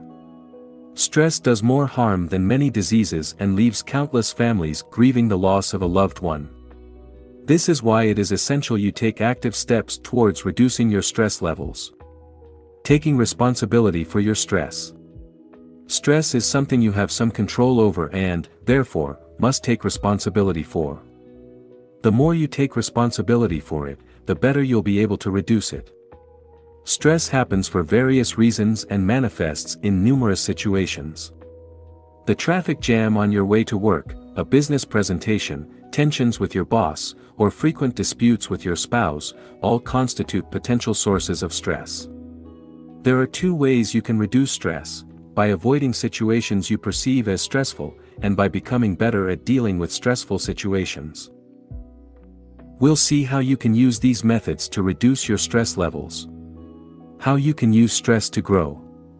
Exercise. Make a list of your major sources of stress. Let's look at specific situations that are sources of stress for you. Using the workbook, write down what causes the most stress in your typical week. Come up with at least 10 things. Reframing stress. Emotions arise as a result of your interpretation of events. The mere fact you experience stress, or any other emotion, means you've added your own interpretation to what is happening. Otherwise, you would have a stress-free life. Now, look at your list of stressful situations. For each situation, ask yourself the following questions: is that situation stressful in itself? What do I need to believe to experience stress in that specific situation? What would I need to believe to reduce or remove stress in that particular situation? Let's say you're stuck in a traffic jam and you find it stressful. Is that situation stressful in itself? No, not necessarily. The traffic jam exists and there is nothing wrong with it, per se. What would I need to believe to experience stress in that specific situation? I would need to believe there shouldn't be any traffic jams, and therefore, something is wrong. The traffic jam is a stressful event in itself. I should be where I need to go, instead of being stuck in traffic. I can do something about it. What would I need to believe to reduce/remove stress in that particular situation? I would need to believe that a traffic jam is a normal event like anything else. I don't necessarily have to experience stress just because I'm stuck in traffic. I'm here caught in a traffic jam and I don't need to be there, wherever I want to go, for a while. I can't do anything about it, so I might as well enjoy it, or at least don't stress over it. Dealing with worry. Worry differs from stress as it isn't the result of something you experience in the present, but a concern you have regarding events from the past or events that may happen in the future. You experience stress when you face a stressful situation in the present moment. For instance, a stressful situation would be being stuck in a traffic jam or having your boss yell at you. Worrying would be remembering, past, or anticipating/imagining these stressful situations, future. Interestingly, most of your worries are unnecessary for the following reasons: they happened in the past and there's absolutely nothing you can do about them, or they may happen in the future and you can't control the future. Exercise. Make a list of your worries. Make a list of things you worry about, past or future. They may be similar to the things you wrote in the previous exercise. Examples of things you may worry about are your health, your financial situations, your work, your relationships, or your family. Now, write at least 10 things you tend to worry about in a typical week. Sorting out your worries. Constant worry results from trying to control events over which you have no control. When you do so, you create unnecessary stress in your life. To deal with stress and overcome chronic worries more effectively, it is essential you learn to sort out worries. An effective way to do this is to separate the things you have control over from the things you have no control over. You can divide your worries into 3 separate categories. 1. Things you have control over. 2. Things you have some control over, and 3. Things you have no control over whatsoever. 1. Things you have control over. This category includes things such as your actions and behaviors. For instance, you can choose what to say and how to say it. You can also decide what actions you'll take to achieve your goals. 2. Things you have some control over. There are things you have only limited control over, such as a competition or a job interview. You can't be absolutely certain you'll win a tennis match, but you do have some control over its outcome. For instance, you can choose to train harder or hire a great coach. Similarly, you can prepare for a job interview by conducting extensive research about the company you apply to, or by doing a mock interview. You don't, however, have absolute control over the outcome of the interview.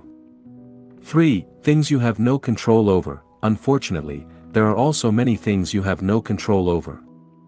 These are things such as the weather, the economy, or traffic jams.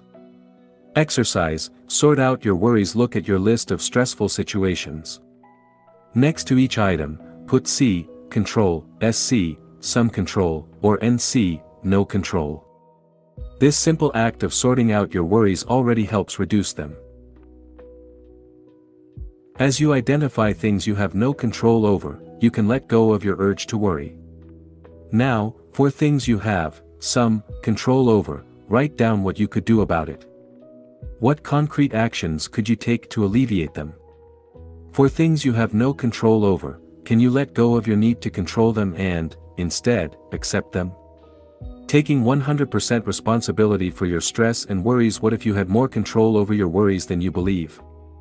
Look at the situations you have no control over and ask yourself, if I had control over them, what would I do? What would it look like? And how could I prevent them from happening? Often, you'll realize you have some control over these situations. This can be by changing, reframing, or eliminating them from your life. Let's say you identified traffic jams as something you have no control over. This sounds reasonable. Once you're caught in the traffic jam, you can't do much about it. But, could you do things differently? For instance, could you leave home earlier or take a different route? What about reframing the situation? Instead of escaping the situation mentally, you could choose to be fully present by making traffic jams a productive part of your day. You could then make the most of it by listening to audiobooks. Imagine how much you could learn if you listened to audiobooks every working day for an entire year. Go over your list and look for things you have no control over. Write down what you could do to change, reframe, or eliminate these events. Action step. Refer to the exercises in the corresponding section of the workbook, Section 4. How to use your emotions to grow, stress/worry. 23. Caring what people think of you. How on earth can another's thought about you harm you? It is your thought about his thought that harms. Change your thought. Vernon Howard, The Power of Your Supermind. Are you overly self-conscious? In this section, I'll explain why you care so much what people think of you and what you can do to alleviate the situation. You are the most important person in the world. First, realize you are the most important person in the world. If you don't believe me, remember the last time you felt intense pain. Perhaps it was toothache or surgery, or maybe, you broke your leg in an accident. What were you thinking back then? Were you concerned about the famine in Africa? Did you worry about innocent people being killed in wars in the Middle East? No. The only thing you wanted is for the pain to go away. This is because you are the most important person in the world. Since you must live with yourself 24/7, it is normal to be concerned about your own mental and physical well-being. You have to realize the same goes for every other human on the planet. For me, you're not the most important person in the world, I am. And, from their perspective, so are your close friends, family members, and colleagues. Because you live with yourself 24/7, you incorrectly assume, often unconsciously, people think about you significantly more often than they actually do. In fact, for the most part, people do not care about you. While it may sound depressing, it's actually liberating. It means you don't have to worry so much what people think of you. As the famous saying goes, when you're 20, you care what everyone thinks, when you're 40, you stop caring what everyone thinks, and when you're 60, you realize no one was ever thinking about you in the first place. While you keep track of all your mistakes and awkward moments, nobody else does. People are simply too busy worrying about themselves. In short, people don't keep track of your past failures, read everything you post on social media, remember your awkward moments, think of you very often, or care about you as much as you care about yourself. Not everybody will love you. You care what other people think of you because you want them to approve of you. You assume the best way to do that is to avoid making waves. As a result, you may spend your whole life trying to be the perfect person, hoping to be loved. However, it usually doesn't work. No matter how great you are, some people won't like you.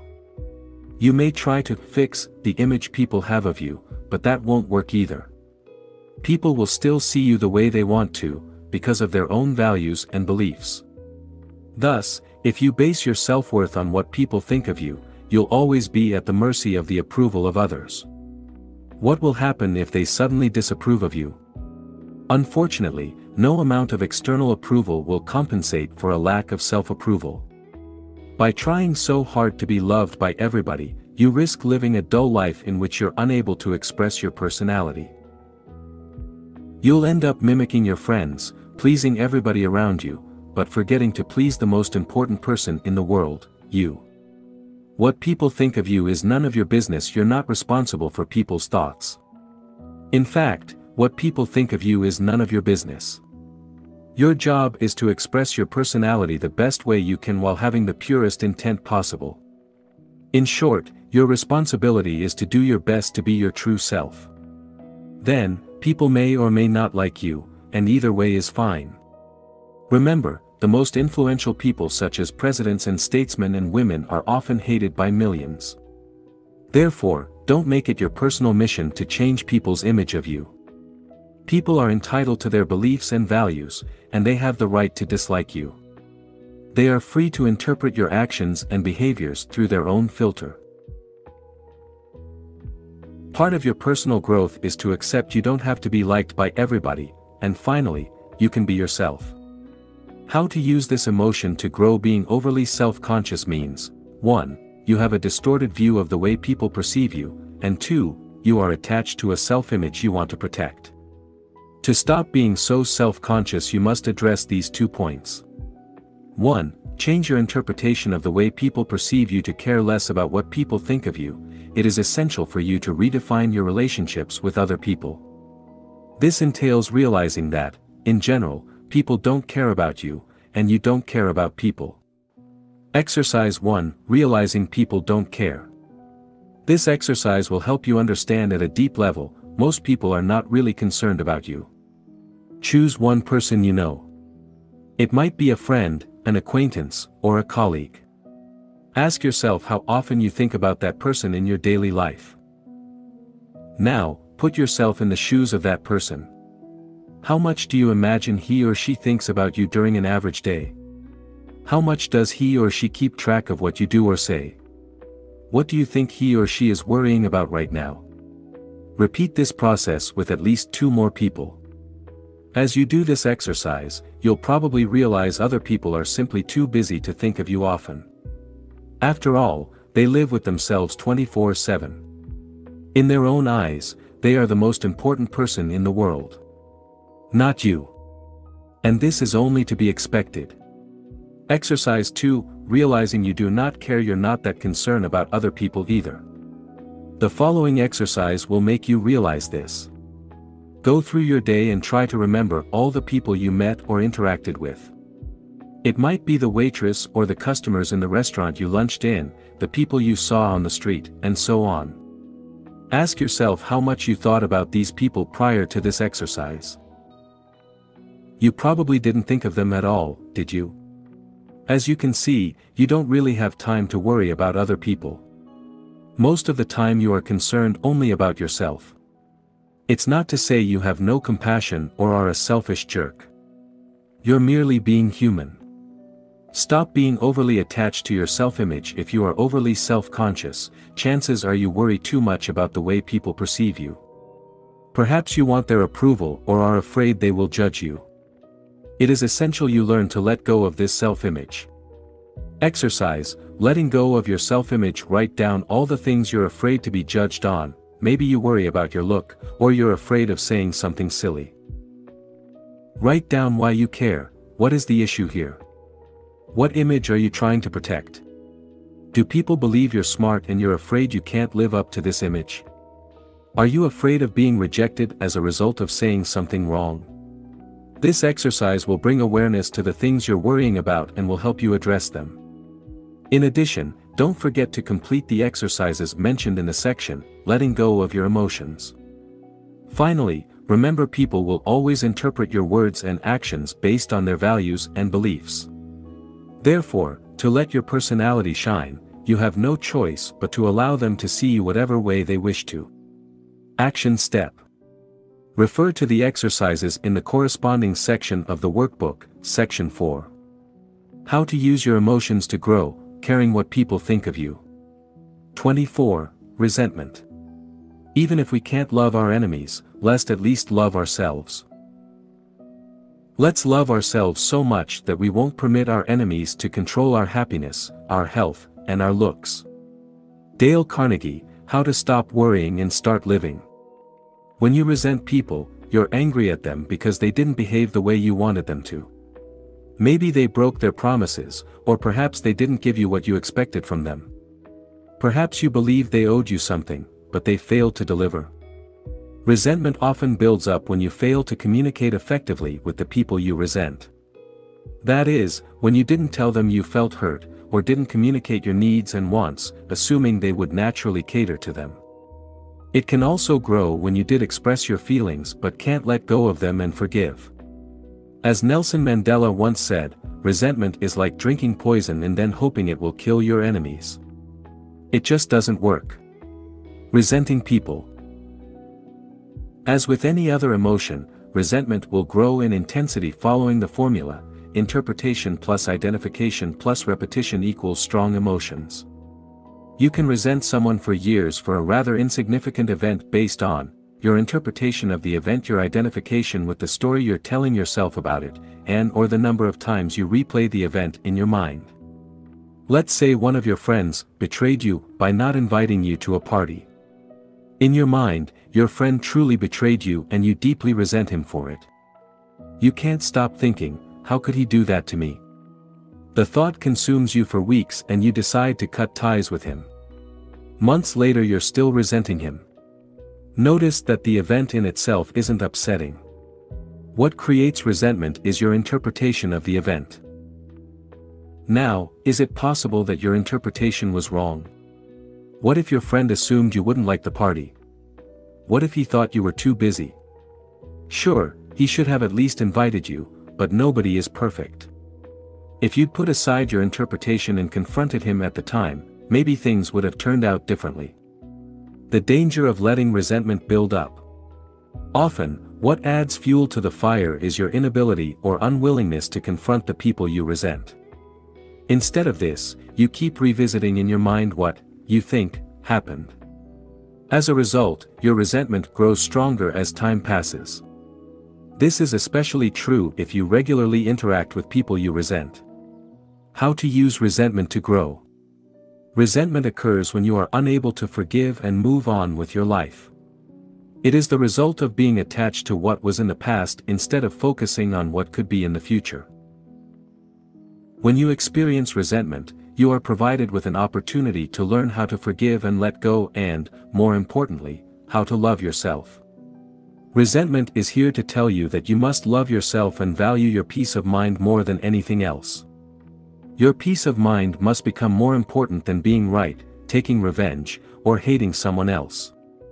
In short, moving beyond resentment is making a declaration of love to yourself so you can move on, while, at the same time, showing compassion to others.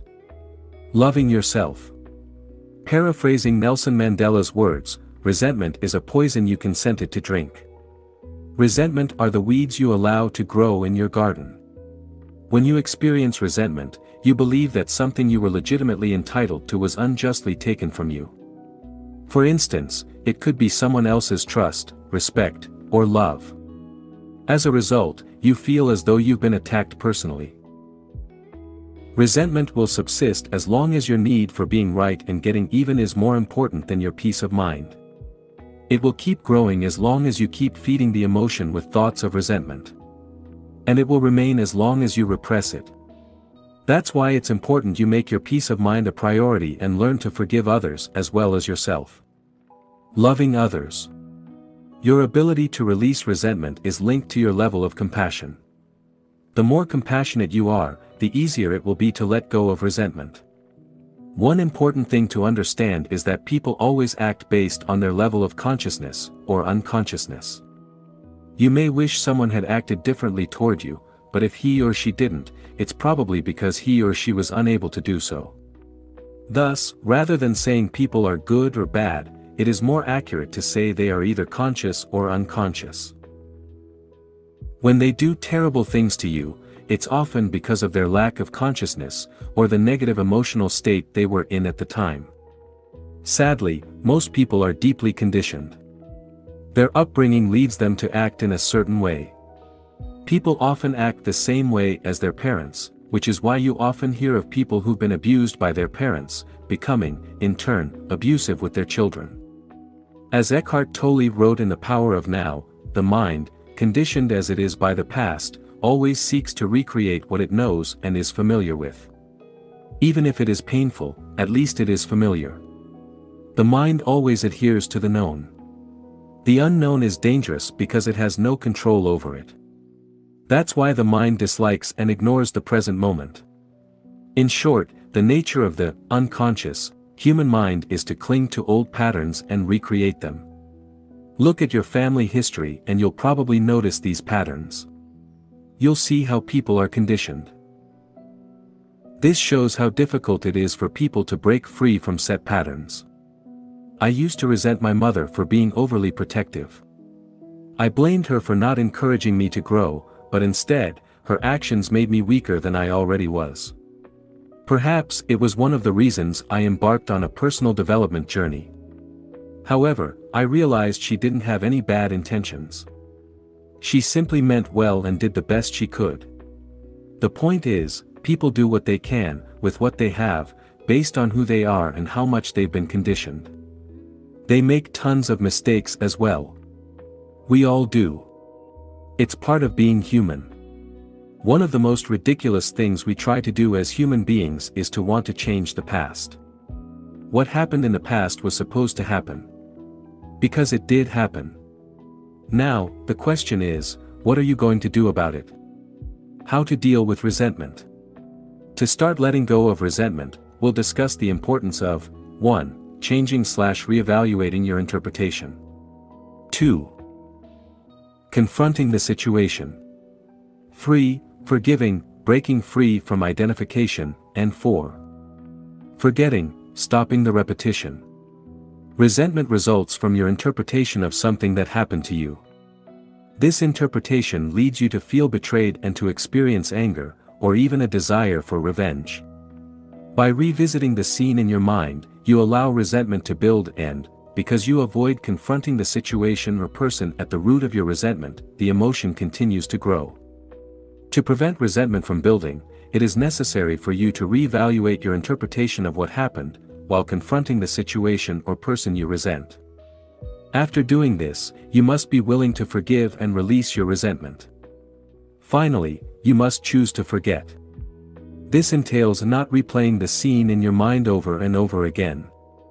1. Changing/reevaluating your interpretation. To put things into perspective, it is important for you to look at your interpretation of what happened.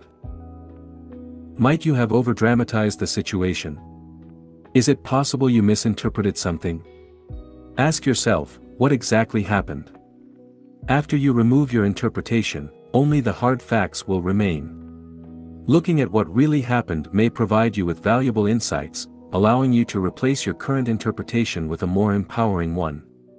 2. Confronting the situation. If your resentment is directed toward people, perhaps you need to have an honest discussion with them and share how you feel. Often, resentment builds up when you don't share your feelings with the person you resent. This is often due to fear of appearing vulnerable, fear of hurting the other person, or fear of negatively impacting your relationship with that person. If you can't talk to that person directly, an alternative is to write a letter.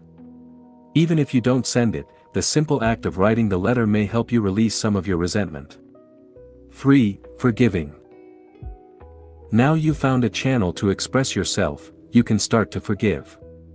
You've looked at the hard facts and re-evaluated your interpretation. If needed, you had an honest discussion with the person you resent. You did what you had to do, and can now let go. Think of the negative consequences created by resentment. Write down how it affects your happiness and peace of mind. Remember, resentment is the result of your attachment to the past. Forgiveness is simply reconnecting with the only thing that is real, the present, while forgetting about what isn't real, the past. Then, release it. Imagine how your life would be and how you would feel once you've let go of the resentment. Do it right now. Then, let go. Forgive. Remember, forgiving is an act of self-love. You forgive not just because you have compassion, but because you value your happiness more than anything else. As you forgive, you let go of the attachment to your story, and you distance yourself from the thoughts related to it. To let go of resentment, you can use the 5-step process introduced in the section, Letting Go of Your Emotions. 4. Forgetting. Finally, forget. Forgetting is when you stop entertaining thoughts of resentment and simply move on. When such thoughts arise, let them go. Over time they will lose their power. Action step. Complete the exercise in the corresponding section of the workbook, Section 4. How to use your emotions to grow, resentment. 25. Jealousy. When you experience jealousy, you desire something someone else has, but you don't currently have. We all feel jealous from time to time, and this is not something you should blame yourself for. In this section, I will explain how jealousy works and provide you with some solutions to deal with it. How to use jealousy to grow. Jealousy stems from the belief you aren't good enough. It comes from a place of lack and scarcity. You want something someone else has, believing that it would fulfill you. Alternatively, you're afraid of losing something or someone you believe is yours. Jealousy can help you find what you really want. Jealousy can let you know you're on the wrong path and can help you find out what you really want. For instance, in her book Quiet, Susan Cain explained she would often feel jealous of her friends who were writers or psychologists. Interestingly, even though she was a lawyer at the time, she didn't feel jealous of successful lawyers, as her lawyer friends often did. This led her to realize she wasn't made to be a lawyer. As a result, she changed her career and became a writer. I had a similar experience. While I was a consultant, I didn't envy or look up to successful people in my company. On the other hand, on my personal development journey, I became envious of successful personal development bloggers and YouTubers. I felt particularly jealous of 2 such people when I realized they were doing exactly what I wanted to do. I imagined how amazing it would be to help other people and make a contribution to society while studying and growing along the way. This is why I created a blog and started writing books. As you can see, jealousy, when properly used, can be beneficial. Exercise: identify who you are jealous of. Write down who you are jealous of. Now, what does it say about you and what you want from life? Jealousy can signal a scarcity mindset. In other situations, jealousy may indicate you're operating under a scarcity mindset. Let me give you another example from my personal life. When I see best-selling writers, I sometimes become jealous. I feel as though they are stealing my piece of the pie, and I deserve success as much as they do. I'm not proud of this feeling, but I don't blame myself for having it either.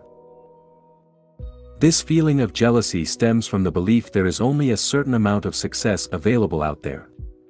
Thus, every time someone has a little success, they are stealing your piece of the action.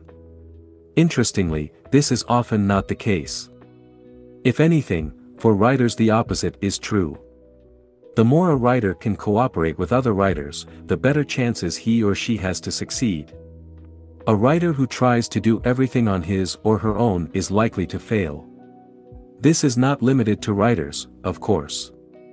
Shifting your mindset from one of competition to one of cooperation can help you move from a feeling of scarcity to a feeling of abundance. Nowadays, when I see other writers having success, I remind myself what great news it is. After all, if they can do it, so can I. And the more successful my fellow writers become, the more they are in the position to help me in the future. This also works the other way around. The more I help other writers to succeed, the more they'll be able to help me in the future. As Zig Ziglar said, you can have everything in life you want, if you will just help other people get what they want. Remember, what other people can do, you can do as well. Remember also, success is not a limited resource. Exercise, cooperate rather than competing. Think of a time in the past when you felt jealous of someone else's accomplishments. Now, ask yourself why you felt that way. Then, ask yourself, what would it be like to support the person? How could I cooperate with the person? Why is that person's success good for me? Jealousy may tell you to solve self-esteem issues. Perhaps you're afraid your boyfriend or girlfriend may cheat on you, or leave you for someone else. This usually comes from the belief you aren't good enough, and you need your boyfriend or girlfriend to complete you.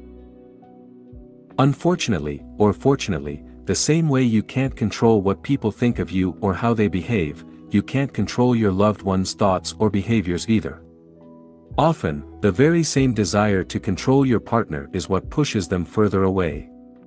While feeling jealous from time to time is normal, if you're excessively jealous, it is essential you look within you. Your insecurities and fears usually come from a lack of self-esteem and from the fear that you can't or won't be loved. Jealousy may lead to some of the following behaviors: trying to control your partner. You may check your partner's phone or emails or prevent them from going out to see their friends. Testing your partner to see whether he or she loves you. You may expect your partner to behave in a certain way, and when he or she doesn't, you feel betrayed. This stems from the belief that you shouldn't have to tell your partner what you want or need. He or she should be able to guess. Imagining things that aren't there. You make up all sorts of stories in your mind by extrapolating facts. I invite you to refer to the section, Not Being Good Enough, to discover how to develop a healthier self-esteem. Jealousy may signal you to stop comparing yourself with others. One kind of lingering discontent, shared by millions, is the notion that others are happier than they are. I assure you, they are not. If you could only see the secret sorrows of those whose smiles and activities seem to indicate happiness. If you could only see how fervently they wish to be somewhere else, doing something different, being someone other than who they are. Vernon Howard, The Power of Your Supermind. Jealousy often results from comparison with others. It is important to realize this type of comparison is generally as counterproductive as it is biased. Indeed, you seldom compare apples to apples. You look at some of your friends' successes, but you fail to realize this is only part of the picture. While they may seem happy and successful on the surface, it is quite possible they are unhappy or even depressed. The point is, rather than assuming your friends are happier than you are, it is better to assume that you are as happy as they are. Also, guard against looking only at areas in which your friends seem to have it better than you. Perhaps, you focus on the fact they're making more money than you, or have a partner while you are single. Or perhaps you envy them for some of their natural strengths and abilities. The problem here is you fail to make an apple-to-apple comparison. You dismiss your own strengths or qualities which make you feel as though you're not as good as they are. Even worse, you may often compare yourself with several other people. You look at areas in which they are successful and then you look at your own life to see how well you compare. Of course, not very well. How could you compete with the combined strengths of several people?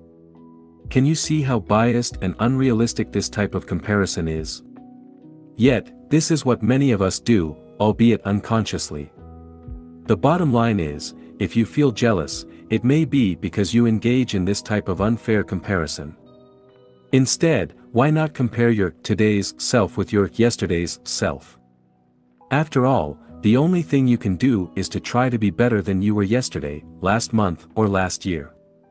Because we all start with different circumstances, skills and personalities, there is no such thing as a fair comparison. Exercise: compare apples to apples. This exercise will help you compare yourself to others more fairly. Select someone you often compare yourself with. Write down all the things you're doing better than that person. Action step: refer to the exercises in the corresponding section of the workbook, Section 4. How to use your emotions to grow: jealousy. 26. Depression. The hardest thing about depression is that it is addictive. It begins to feel uncomfortable not to be depressed. You feel guilty for feeling happy. Pete Wentz, musician. Non-clinical depression occurs when you're not where you want to be in life, you have lost any hope to ever be, and can't accept it. This might happen after a tragic event in your life or more progressively as some aspects of your life slowly fall apart. Depression results from feeling hopeless in one or several areas of your life. Here are some examples: you lost your job and have no hope of finding a new one to match your expectations. You're sick and have no hope to recover as well as you would like to. You are divorced from your partner and can only see your kids once in a while. You have little hope of finding a suitable partner. You're in so much debt that it seems as though you'll never get out of it. You suffered a bereavement. While the events above are tragic, depression can also be created out of more ordinary, less severe events. For instance, some people may spend so much time dwelling on the past or worrying about the future they eventually become depressed. This may happen even though no significant events have occurred in their lives. It is essential to remind yourself that depression, like other emotional states, is neither good nor bad, it just is. You are not your depression. You existed before it, you exist during it, and, all things being equal, you will exist after it. Depression is an active process. While it may seem as though depression is happening to you, it is, in fact, created by the negative thoughts you identified with. Thus, you do have some responsibility in creating your depression. Does it mean you should feel guilty or beat yourself up for being depressed? Of course, not. Never. In fact, you should never beat yourself up for any of the emotions you feel. That would be pointless. What it means, however, is that, because you've played a part in creating your current emotional state, you also have the power to get out of it. And that's great news, right? Remember Dr. David K. Reynolds' first-hand experience with depression? He wrote the following: depression can be created by sitting slouched in a chair, shoulders hunched, head hanging down. Repeat these words over and over: there's nothing anybody can do. No one can help. It's hopeless. I'm helpless. I give up. Shake your head, sigh, cry. In general, act depressed and the genuine feeling will follow in time. David K. Reynolds, Constructive Living. David K. Reynolds' depression was entirely self-created. It was an active process that involved adopting a certain body language, repeating certain words, and having certain thoughts. He had to act in a certain way to become depressed. The good news is that because you have the power to create depression, you also have the power to climb out of it. However, in a negative state such as depression, ignoring negative thoughts and replacing them with more positive ones can be extremely challenging. Even if you try to think positive thoughts of gratitude, joy, or happiness, at first, they will seem to have no power. But you may experience other negative emotions such as anger, for instance. You may ignore your anger at first. Your friends may even encourage you to do so, they would rather see you quiet and depressed than angry. However, sometimes anger may help you move up the emotional ladder and overcome depression. Keep in mind, any emotions other than depression can help, and learn to embrace whatever emotional state seems to give you more energy, and therefore provide more power to move up the emotional ladder. David K. Reynolds also suggests that feelings fluctuate over time even with depressed people. He wrote, "In the deepest depression there are ripples and waves of somewhat lighter moods. You can use moments when you feel slightly better to take whatever action may be beneficial to you at that time. How to use depression to grow. Depression is a sign you've lost touch with reality. Have you noticed that human beings are one of the few species on Earth that have the ability to become depressed? This is because they are the only ones who can get lost in their mind and become enslaved by negative thoughts and disempowering stories. Depression is a sign that you need to move away from your mind, by letting go of your worries about the past/future or your interpretation of the present situation, and reconnect to the present moment. It can be a powerful invitation to let go of the identity you've been clinging to for so many years. This identity is what led you to believe you should be doing certain things, making a certain amount of money, adopting a certain lifestyle, or developing a certain social status. Depression invites you to reconnect with your body and emotions while getting out of your head. After all, didn't your mind create the depression in the first place? Some people who experience severe grief, sadness, or depression like to keep themselves busy to avoid thinking. When depressed, more thinking is seldom the solution. You rarely see people getting out of depression by using their mind. Therefore, instead of thinking, you want to reconnect with your body. Exercising is a great way to do this and has been shown to be effective in improving your mood. For additional information, refer to the section, The Benefits of Exercising. In some rare cases, severe depression can lead people to separate from their mind. When this happens, their story suddenly drops. Apparently, this is what happened to Eckhart Tolle, as he recalls in his book, The Power of Now. He had a sudden awakening and his mind stopped. Here is what he wrote about his experience. This withdrawal must have been so complete that this false, suffering self immediately collapsed, just as if a plug had been pulled out of an inflatable toy. Eckhart Tolle. In summary, depression tells you to let go of your ego and reconnect with reality. It invites you to get out of your mind, which can only recall the past or anticipate the future, and live more in the present. Severe depression may require the help of a professional, but for milder depression, here are some mediating strategies. Exercise. Reconnect with your body and your emotions to overcome depression. It is essential for you to escape your mind. It's easier to feel your way out of depression than to think your way out of it. I would venture to say that most people spend over 90% of their lives in their mind. They have only rare moments of lucidity when they are fully aware and present. For instance, they don't listen to people, but they judge and interpret what they say, anticipate what they'll say next, and/or get lost in their thoughts. All these things happen at the mind level and show how people are not fully present. Because they either live in the past or in the future, i.e. in their mind, they experience a number of negative emotions. Below are some of the things you can do to reconnect with your body and your emotions. Exercise. As previously discussed, exercising is a great way to calm your mind and connect with your body, and it has a positive effect on your mood. Meditate. Meditation is an effective way to observe your mind and stop identifying with your thoughts so heavily.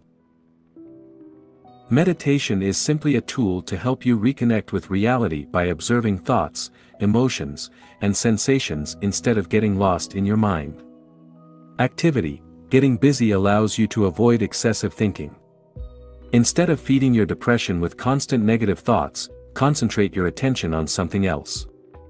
Focus on others. As mentioned in Dale Carnegie's book, How to Stop Worrying and Start Living, Alfred Adler used to say to his melancholia patients, "You can be cured in 14 days if you follow this prescription." Try to think every day how you can please someone. Whether or not it is accurate, focusing on others can certainly help you forget about your own issues and focus on something more positive. Unfortunately, when you feel depressed, you won't want to do any of these things. However, as you start moving and start keeping yourself busy, your situation will gradually improve, and it will become easier and easier. Thus, it is important to take things just one step at a time. Action step. Refer to the exercises in the corresponding section of the workbook, Section 4. How to use your emotions to grow, depression. 27. Fear/discomfort. Life always begins with one step outside of your comfort zone. Shannon L. Alder, inspirational author. Whenever we try something new, we experience anxiety. We are afraid of the unknown. This is why we like to maintain our daily routine and stay within our comfort zones. From our brain's point of view, this makes perfect sense. If our current habits allow us to be safe and avoid any potential threat to our survival, or the survival of our ego, why bother changing them? This explains why we often keep the same routine, or have the same thoughts over and over. It is also why we may experience a lot of internal resistance when trying to change ourselves. Thus, when we try to move beyond our comfort zones, we experience fear and distress. Now, do we want to stay in the same place most of our lives and avoid taking any risks, or do we want to pursue our dreams and see what we are truly capable of becoming? We have to remember, most of our fears are a threat only to our ego, not to our survival. Generally, they aren't physical threats, but imaginary ones. If we play it safe, we risk missing out on life, and we may regret it later. Below are common fears you may experience: fear of rejection. You're afraid of being rejected. This may be physical rejection from a specific group, but it is generally more subtle. For instance, you may be afraid of making a comment people could disapprove of, asking someone out and being turned down, or sharing your work and being criticized for it. Fear of failure. You're afraid of failing.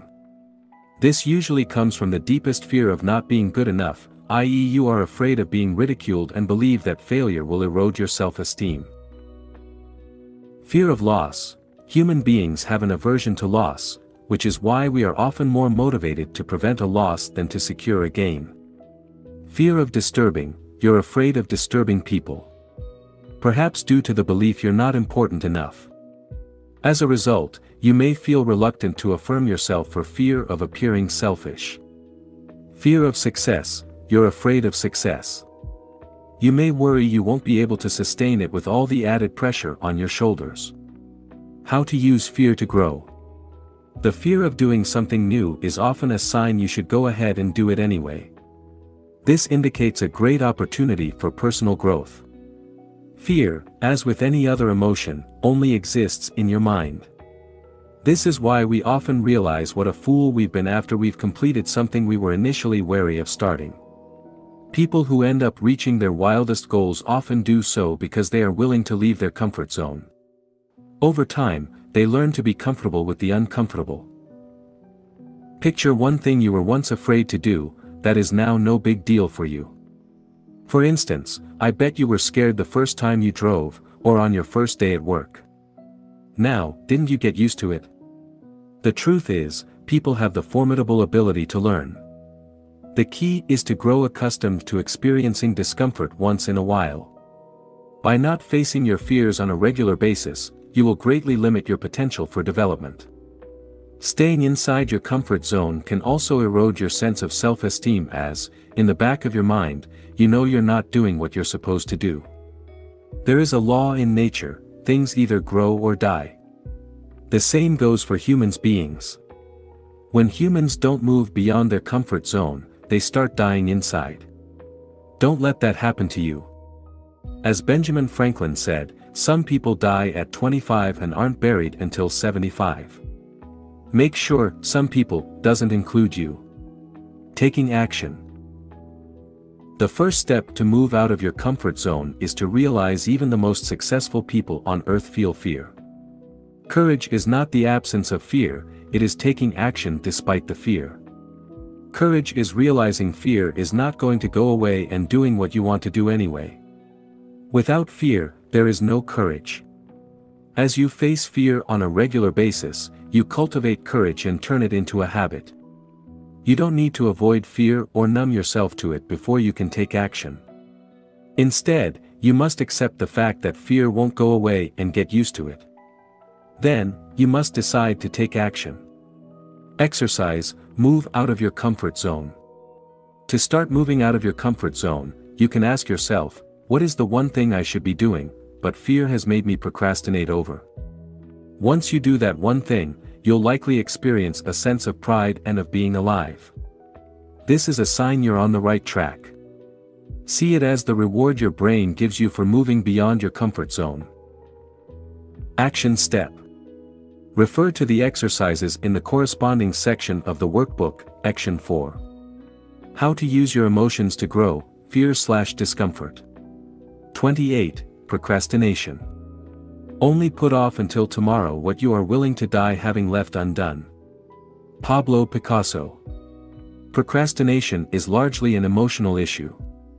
While there are effective techniques to deal with procrastination, for the most part, learning to manage your emotions properly is the key to overcoming your tendency towards delayed action. Why you procrastinate. There are different reasons why people procrastinate.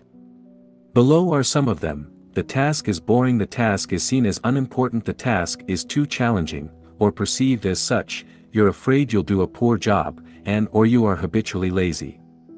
Imagine if the task was lots of fun, perceived as important, and so easy you couldn't fail, would you procrastinate? I believe fear is the main reason people procrastinate. Afraid they'll do a poor job, people would rather put off a task. While they may convince themselves that the task is not urgent or important, or that they are tired, often, the truth is they are scared. Note that procrastination isn't in itself a sign you are lazy or something is wrong with you. We all procrastinate. However, if you regularly suffer from procrastination, it may indicate you either have self-esteem issues or you lack self-discipline. How to use procrastination to grow. Procrastination might suggest you believe too much in what your mind is telling you. Instead of being the master of your mind, you've become its slave. This comes at the cost of not living the life you want, not accomplishing your dreams, and experiencing low self-esteem, guilt, and unhappiness. Remember, when your mind tells you, you're tired, let's rest, or let's do it tomorrow, it's not an order. You don't have to follow it. You aren't your emotions. Neither are you your mind. No matter what thought may cross your mind, you can choose to either accept it or ignore it. Now I would like to share a 16-step process to overcome procrastination. Don't worry, it's not as complicated as it might first appear. How to crush procrastination in 16 simple steps. 1. Understand what's hidden behind procrastination. The first step is to understand why you procrastinate. As we've discussed previously, there are specific reasons behind procrastination. Usually, it has to do with fear, and the mind tells you the best way to avoid fear is simply to do nothing.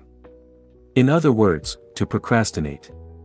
Another reason you procrastinate is because the task is difficult. You want to avoid pain as much as possible and maximize pleasure. This is how your brain works. You may also procrastinate because you lack motivation. This happens when the task you work on isn't part of a bigger vision that excites you. If you lack motivation, ask yourself why.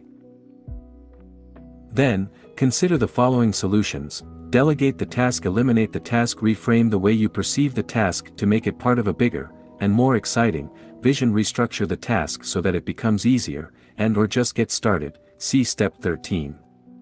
Spend time identifying all the reasons behind your procrastination. Be honest with yourself. 2. Remind yourself of the cost of procrastination. Procrastination is not a minor issue and comes with severe consequences. The direct consequence of procrastination is that you'll achieve far less than you could during your time spent on Earth. The indirect consequence of procrastination is that you may feel bad about yourself. You may blame yourself for not doing what you know you should be doing, which erodes your self-esteem and creates unnecessary worries. Exercise, the cost of procrastination.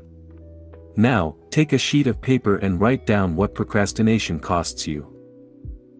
How does it affect your peace of mind? Your self-esteem? Your ability to achieve your dreams? The more you're sick and tired of procrastination, the more likely you will be to actually do something about it. 3. Uncover your story. The third step to overcome procrastination is to identify the story behind it. What are you telling yourself when you feel the urge to procrastinate? What thoughts cross your mind? What excuses do you use? Some common excuses are, I'm too tired, I'll do it tomorrow, I'll do a poor job, or it's not really important.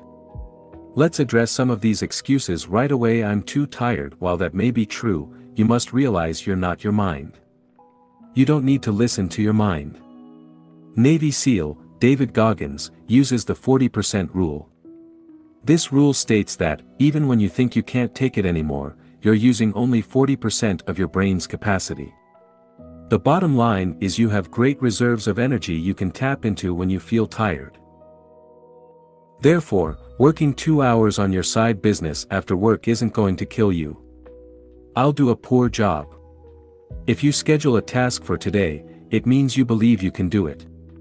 Thus, the fear of doing a poor job isn't the issue here. After all, if you think you'll do a poor job today, what makes you think you'll do a better job tomorrow? You most likely won't.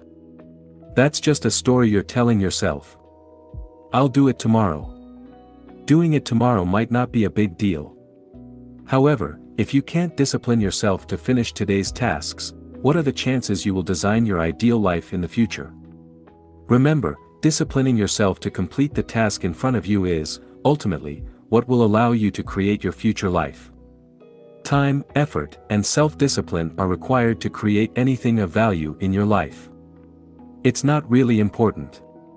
Even if that is true, not completing a task you scheduled creates an open loop. Then, somewhere in the back of your mind you know that you still have to complete that task. If you keep putting off tasks, you'll soon start losing motivation. At some point, you may even end up feeling stuck without knowing why. Exercise, write down your excuses. Start becoming aware of all the excuses you come up with. Write them down, then, address them one by one. They control you because you let them to. Commit to addressing them. 4. Rewrite your story. Look at your excuses. Are you too tired? Do you lack time? Are you trying to do everything perfectly? Now you've identified your story, create a new, more empowering story to neutralize your old excuses. See the examples below. I don't have time for that, I find and make time for whatever I'm committed to. I'm too tired, I have control over my mind and I have more energy than I imagine. When I schedule a task, I complete it. Then, create affirmations or mantras around your new story. Repeat them to yourself every morning and throughout the day until they become part of your identity. Remember, procrastination is a habit. You want to reprogram your mind and implement a new habit, the habit of working on the tasks you schedule whether you feel like it or not. For more, refer to the section, Conditioning Your Mind. 5. Clarify your why. Procrastination is often due to a lack of motivation. When you're excited about a goal, you don't run away from it, do you? No. You can't wait to work on it. Look at the tasks you regularly procrastinate over. Why is that? How can you make these tasks part of your vision to make you feel more motivated? Can you adjust these tasks? Can you learn something from these tasks? Can you envision yourself feeling proud of yourself as you complete these tasks? The stronger your reason, your why, the easier it will be for you to overcome your tendency to procrastinate. 6. Identify the ways you distract yourself. The next step is to notice all the ways you distract yourself. What are your own ways to procrastinate? Is it going for a walk? Watching videos on YouTube? Drinking coffee? Or perhaps reading books on how to overcome procrastination? Unless you're aware of all the ways procrastination manifests in your life, you'll have a hard time overcoming it. Exercise, make a list of all the ways you procrastinate. Take a couple of minutes to write down all the way you procrastinate using the free workbook. 7. Stay with the urge. As you feel the urge, stay with the emotion. How do you feel? Allow yourself to feel the emotion. Don't judge yourself. Don't blame yourself. Just accept what is. As you do so, you'll gain more control of your mind. Refer to the chapter on letting go of your emotions for more information. 8. Record everything you do to assess your productivity and gather insights on ways you procrastinate. record everything you do in a notebook. Do it for 1 week.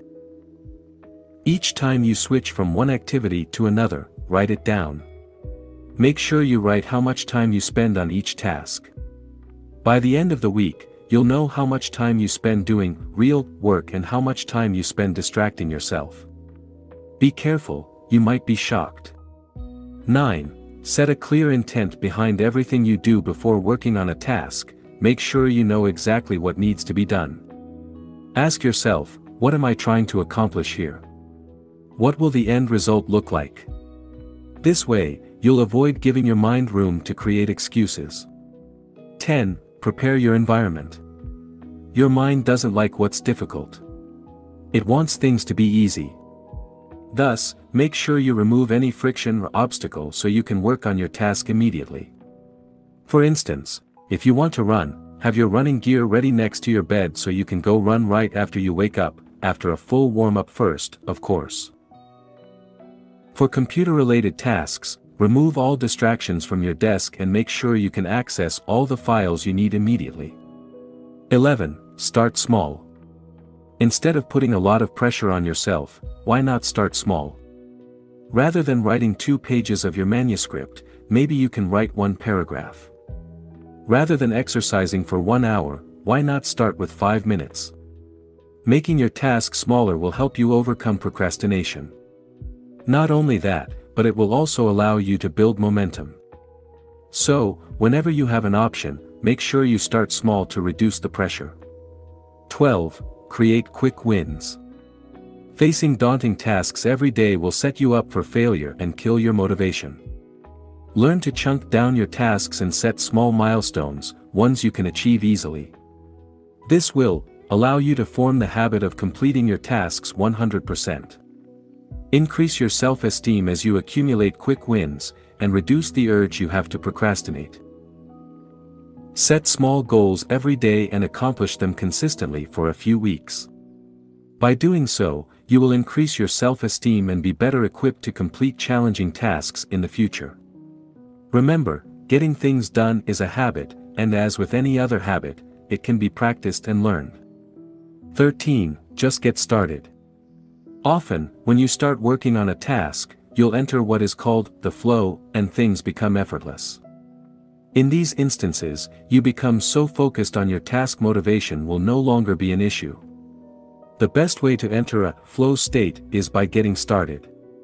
To make it easier, decide to work on a task for only 5 minutes and see what happens. Remove any pressure or desire to perform well and give yourself permission to do a poor job. You'll often end up working on the task for a lot longer than originally planned. Notice that the more attention your task requires, the more likely you are to enter the flow quickly. In addition, you can use the 5-second rule introduced by Mel Robbins in her book, The 5-Second Rule. This rule states that you only have a 5-second window to take action before your mind talks you out of it. For more on the 5-second rule, refer to the section, Conditioning Your Mind. 14. Create daily habits to support you. If you tend to procrastinate on important tasks, commit to working on them first thing in the morning. For instance, if you want to write a book, start writing every morning. Start small. For instance, set a tiny goal of writing 50 words a day, and do it every morning. As you maintain this schedule, you'll develop a writing habit and make procrastination less likely. 15. Use visualization. You can also use visualization to help you overcome procrastination. Below are 2 specific ways to do so. 1. Visualize yourself doing the task. See yourself turning on the computer, opening the file and writing. Imagine yourself putting on your running shoes and going for a run. This type of visualization has been shown to increase the likelihood you work on the task. Try it out. 2. Visualize yourself having completed the task. How would you feel once the task is done? Liberated? Happy? Proud? Now, feel as you would feel if you had completed your task. By doing so, you'll experience a boost of motivation that will encourage you to work on your task. 16. Build accountability. If you have a hard time completing a task, you might need some accountability. When I'm likely to procrastinate, I like to send a message to a friend and tell him I will complete a certain task by a specific date. Another way to build accountability is to have an accountability partner you communicate with on a regular basis. You could talk to him or her once a week and share your list of goals. You could look at the important tasks you're likely to put off and set a specific deadline for each one. Then, you could send an email to your accountability partner to let him or her know when you completed a task. If you follow this 16-step process, you should be able to overcome or, at least, significantly reduce your tendency to procrastinate. Action step. Follow the 16-step process using the corresponding section of the workbook, Section 4. How to use your emotions to grow, procrastination. 29. Lack of motivation. People often say that motivation doesn't last. Well, neither does bathing, that's why we recommend it daily. Zig Ziglar, salesman and motivational speaker. Lacking motivation is usually a sign that you don't have a compelling vision to pursue. People who have an exciting vision seldom lack motivation. While they may experience setbacks along the way and feel frustrated or even mildly depressed, they tend to bounce back quickly by reminding themselves of their vision. Lack of motivation is also a sign you're not following your bliss. It shows there is a misalignment between what you do and who you are. The word enthusiastic comes from Greek and means filled with the divine. If you lack enthusiasm, you're probably out of touch with the essence of who you are. I've never heard of a Nobel Prize winner retiring early because he or she was bored. In fact, most of them will work until the day they die. This is because they have a clear purpose. Similarly, I've never seen billionaires selling their companies to retire on a tropical island. They may have tried but quickly realize how boring their lives have become. The point is, you don't inherently lack motivation, you're just not doing what you're supposed to do. You haven't stretched yourself enough and haven't created a vision that inspires you. Perhaps, you're stuck at the same dead-end job that bores you to tears. Or maybe you're at your current job for the money, or to fulfill your parents' wishes. Then, it's no wonder you lack motivation. Fortunately, you can get your motivation back. How to use motivation, or lack thereof, to grow a lack of motivation says you need to design a life that is more in line with who you are. It entails having a deep knowledge of your strengths, personality, and preferences, while making sure you leverage them on a day-to-day basis. Knowing your strengths. When you spend most of your day doing things you suck at, how do you feel? Probably, not very motivated. Sadly, many people are stuck in jobs that do not allow them to use their strengths. As a result, they keep struggling, and keep wondering if their fate is to suffer the same way for the next 40 years. I've experienced firsthand the difference between working at a job you suck at, and working on something you love and feel good at. I can attest that the level of motivation and energy you have when you do what feels right to you can be extraordinary. Have you noticed you tend to like the things you're good at? You may not necessarily enjoy the task in itself, but receiving positive feedback gives you a sense of pride and make you feel good about yourself. Now, if you were constantly reminded what a poor job you're doing, would you still love that same task? The point is, there are things you are good at as well as things you enjoy doing. Once you identify the tasks you're good at and spend as much time as you can on them, you'll feel more motivated. You may even find yourself enjoying tasks you would never have imagined simply because you're good at them. To be able to focus on your strengths, you may have to redesign your current job description, change jobs within the same company, or change your career altogether. Remember, if every second of the day is a struggle, you're probably not doing what you're supposed to do. You have strengths and your job is to find them. Knowing your personality. This is somewhat related to the previous point since your personality partially determines what you're good at. For instance, if you're an introvert, you're likely to take different career choices than if you were an extrovert. You may prefer spending most of your time alone or in small groups and may stay away from jobs that require you to interact with clients all day long. You may find yourself performing better in a quiet environment. Your core values will also affect your level of motivation. Perhaps, independence is vital for you. If so, being self-employed might be a better idea than having a 9-to-5 job. Or maybe you like novelty and want to be learning constantly. If so, doing the same repetitive job might not bring you much satisfaction. Knowing what motivates you. Sometimes you lack motivation because you set a goal in a way that doesn't inspire you. While the goal may be something you genuinely want, the way you frame it, or work on it is just not motivating you. Let's say you want to lose weight. If none of the reasons behind your goal touch you at an emotional level, you won't feel motivated, and will have a hard time achieving your goal. Thus, your job is to find out what losing weight will do for you. Ask yourself why you want to lose weight. Keep asking yourself why until you find something that resonates with you at an emotional level. Remember, you seldom want to lose weight because it's the right thing to do. You want to lose weight because it will make you feel a certain way. This is the meaning you give to losing weight, and you must get it right if you want to succeed. Now, you can also ask yourself why you don't want to lose weight. It may help you uncover the reasons why you're struggling losing weight. If you overeat because it makes you feel good, you need to ask why is that?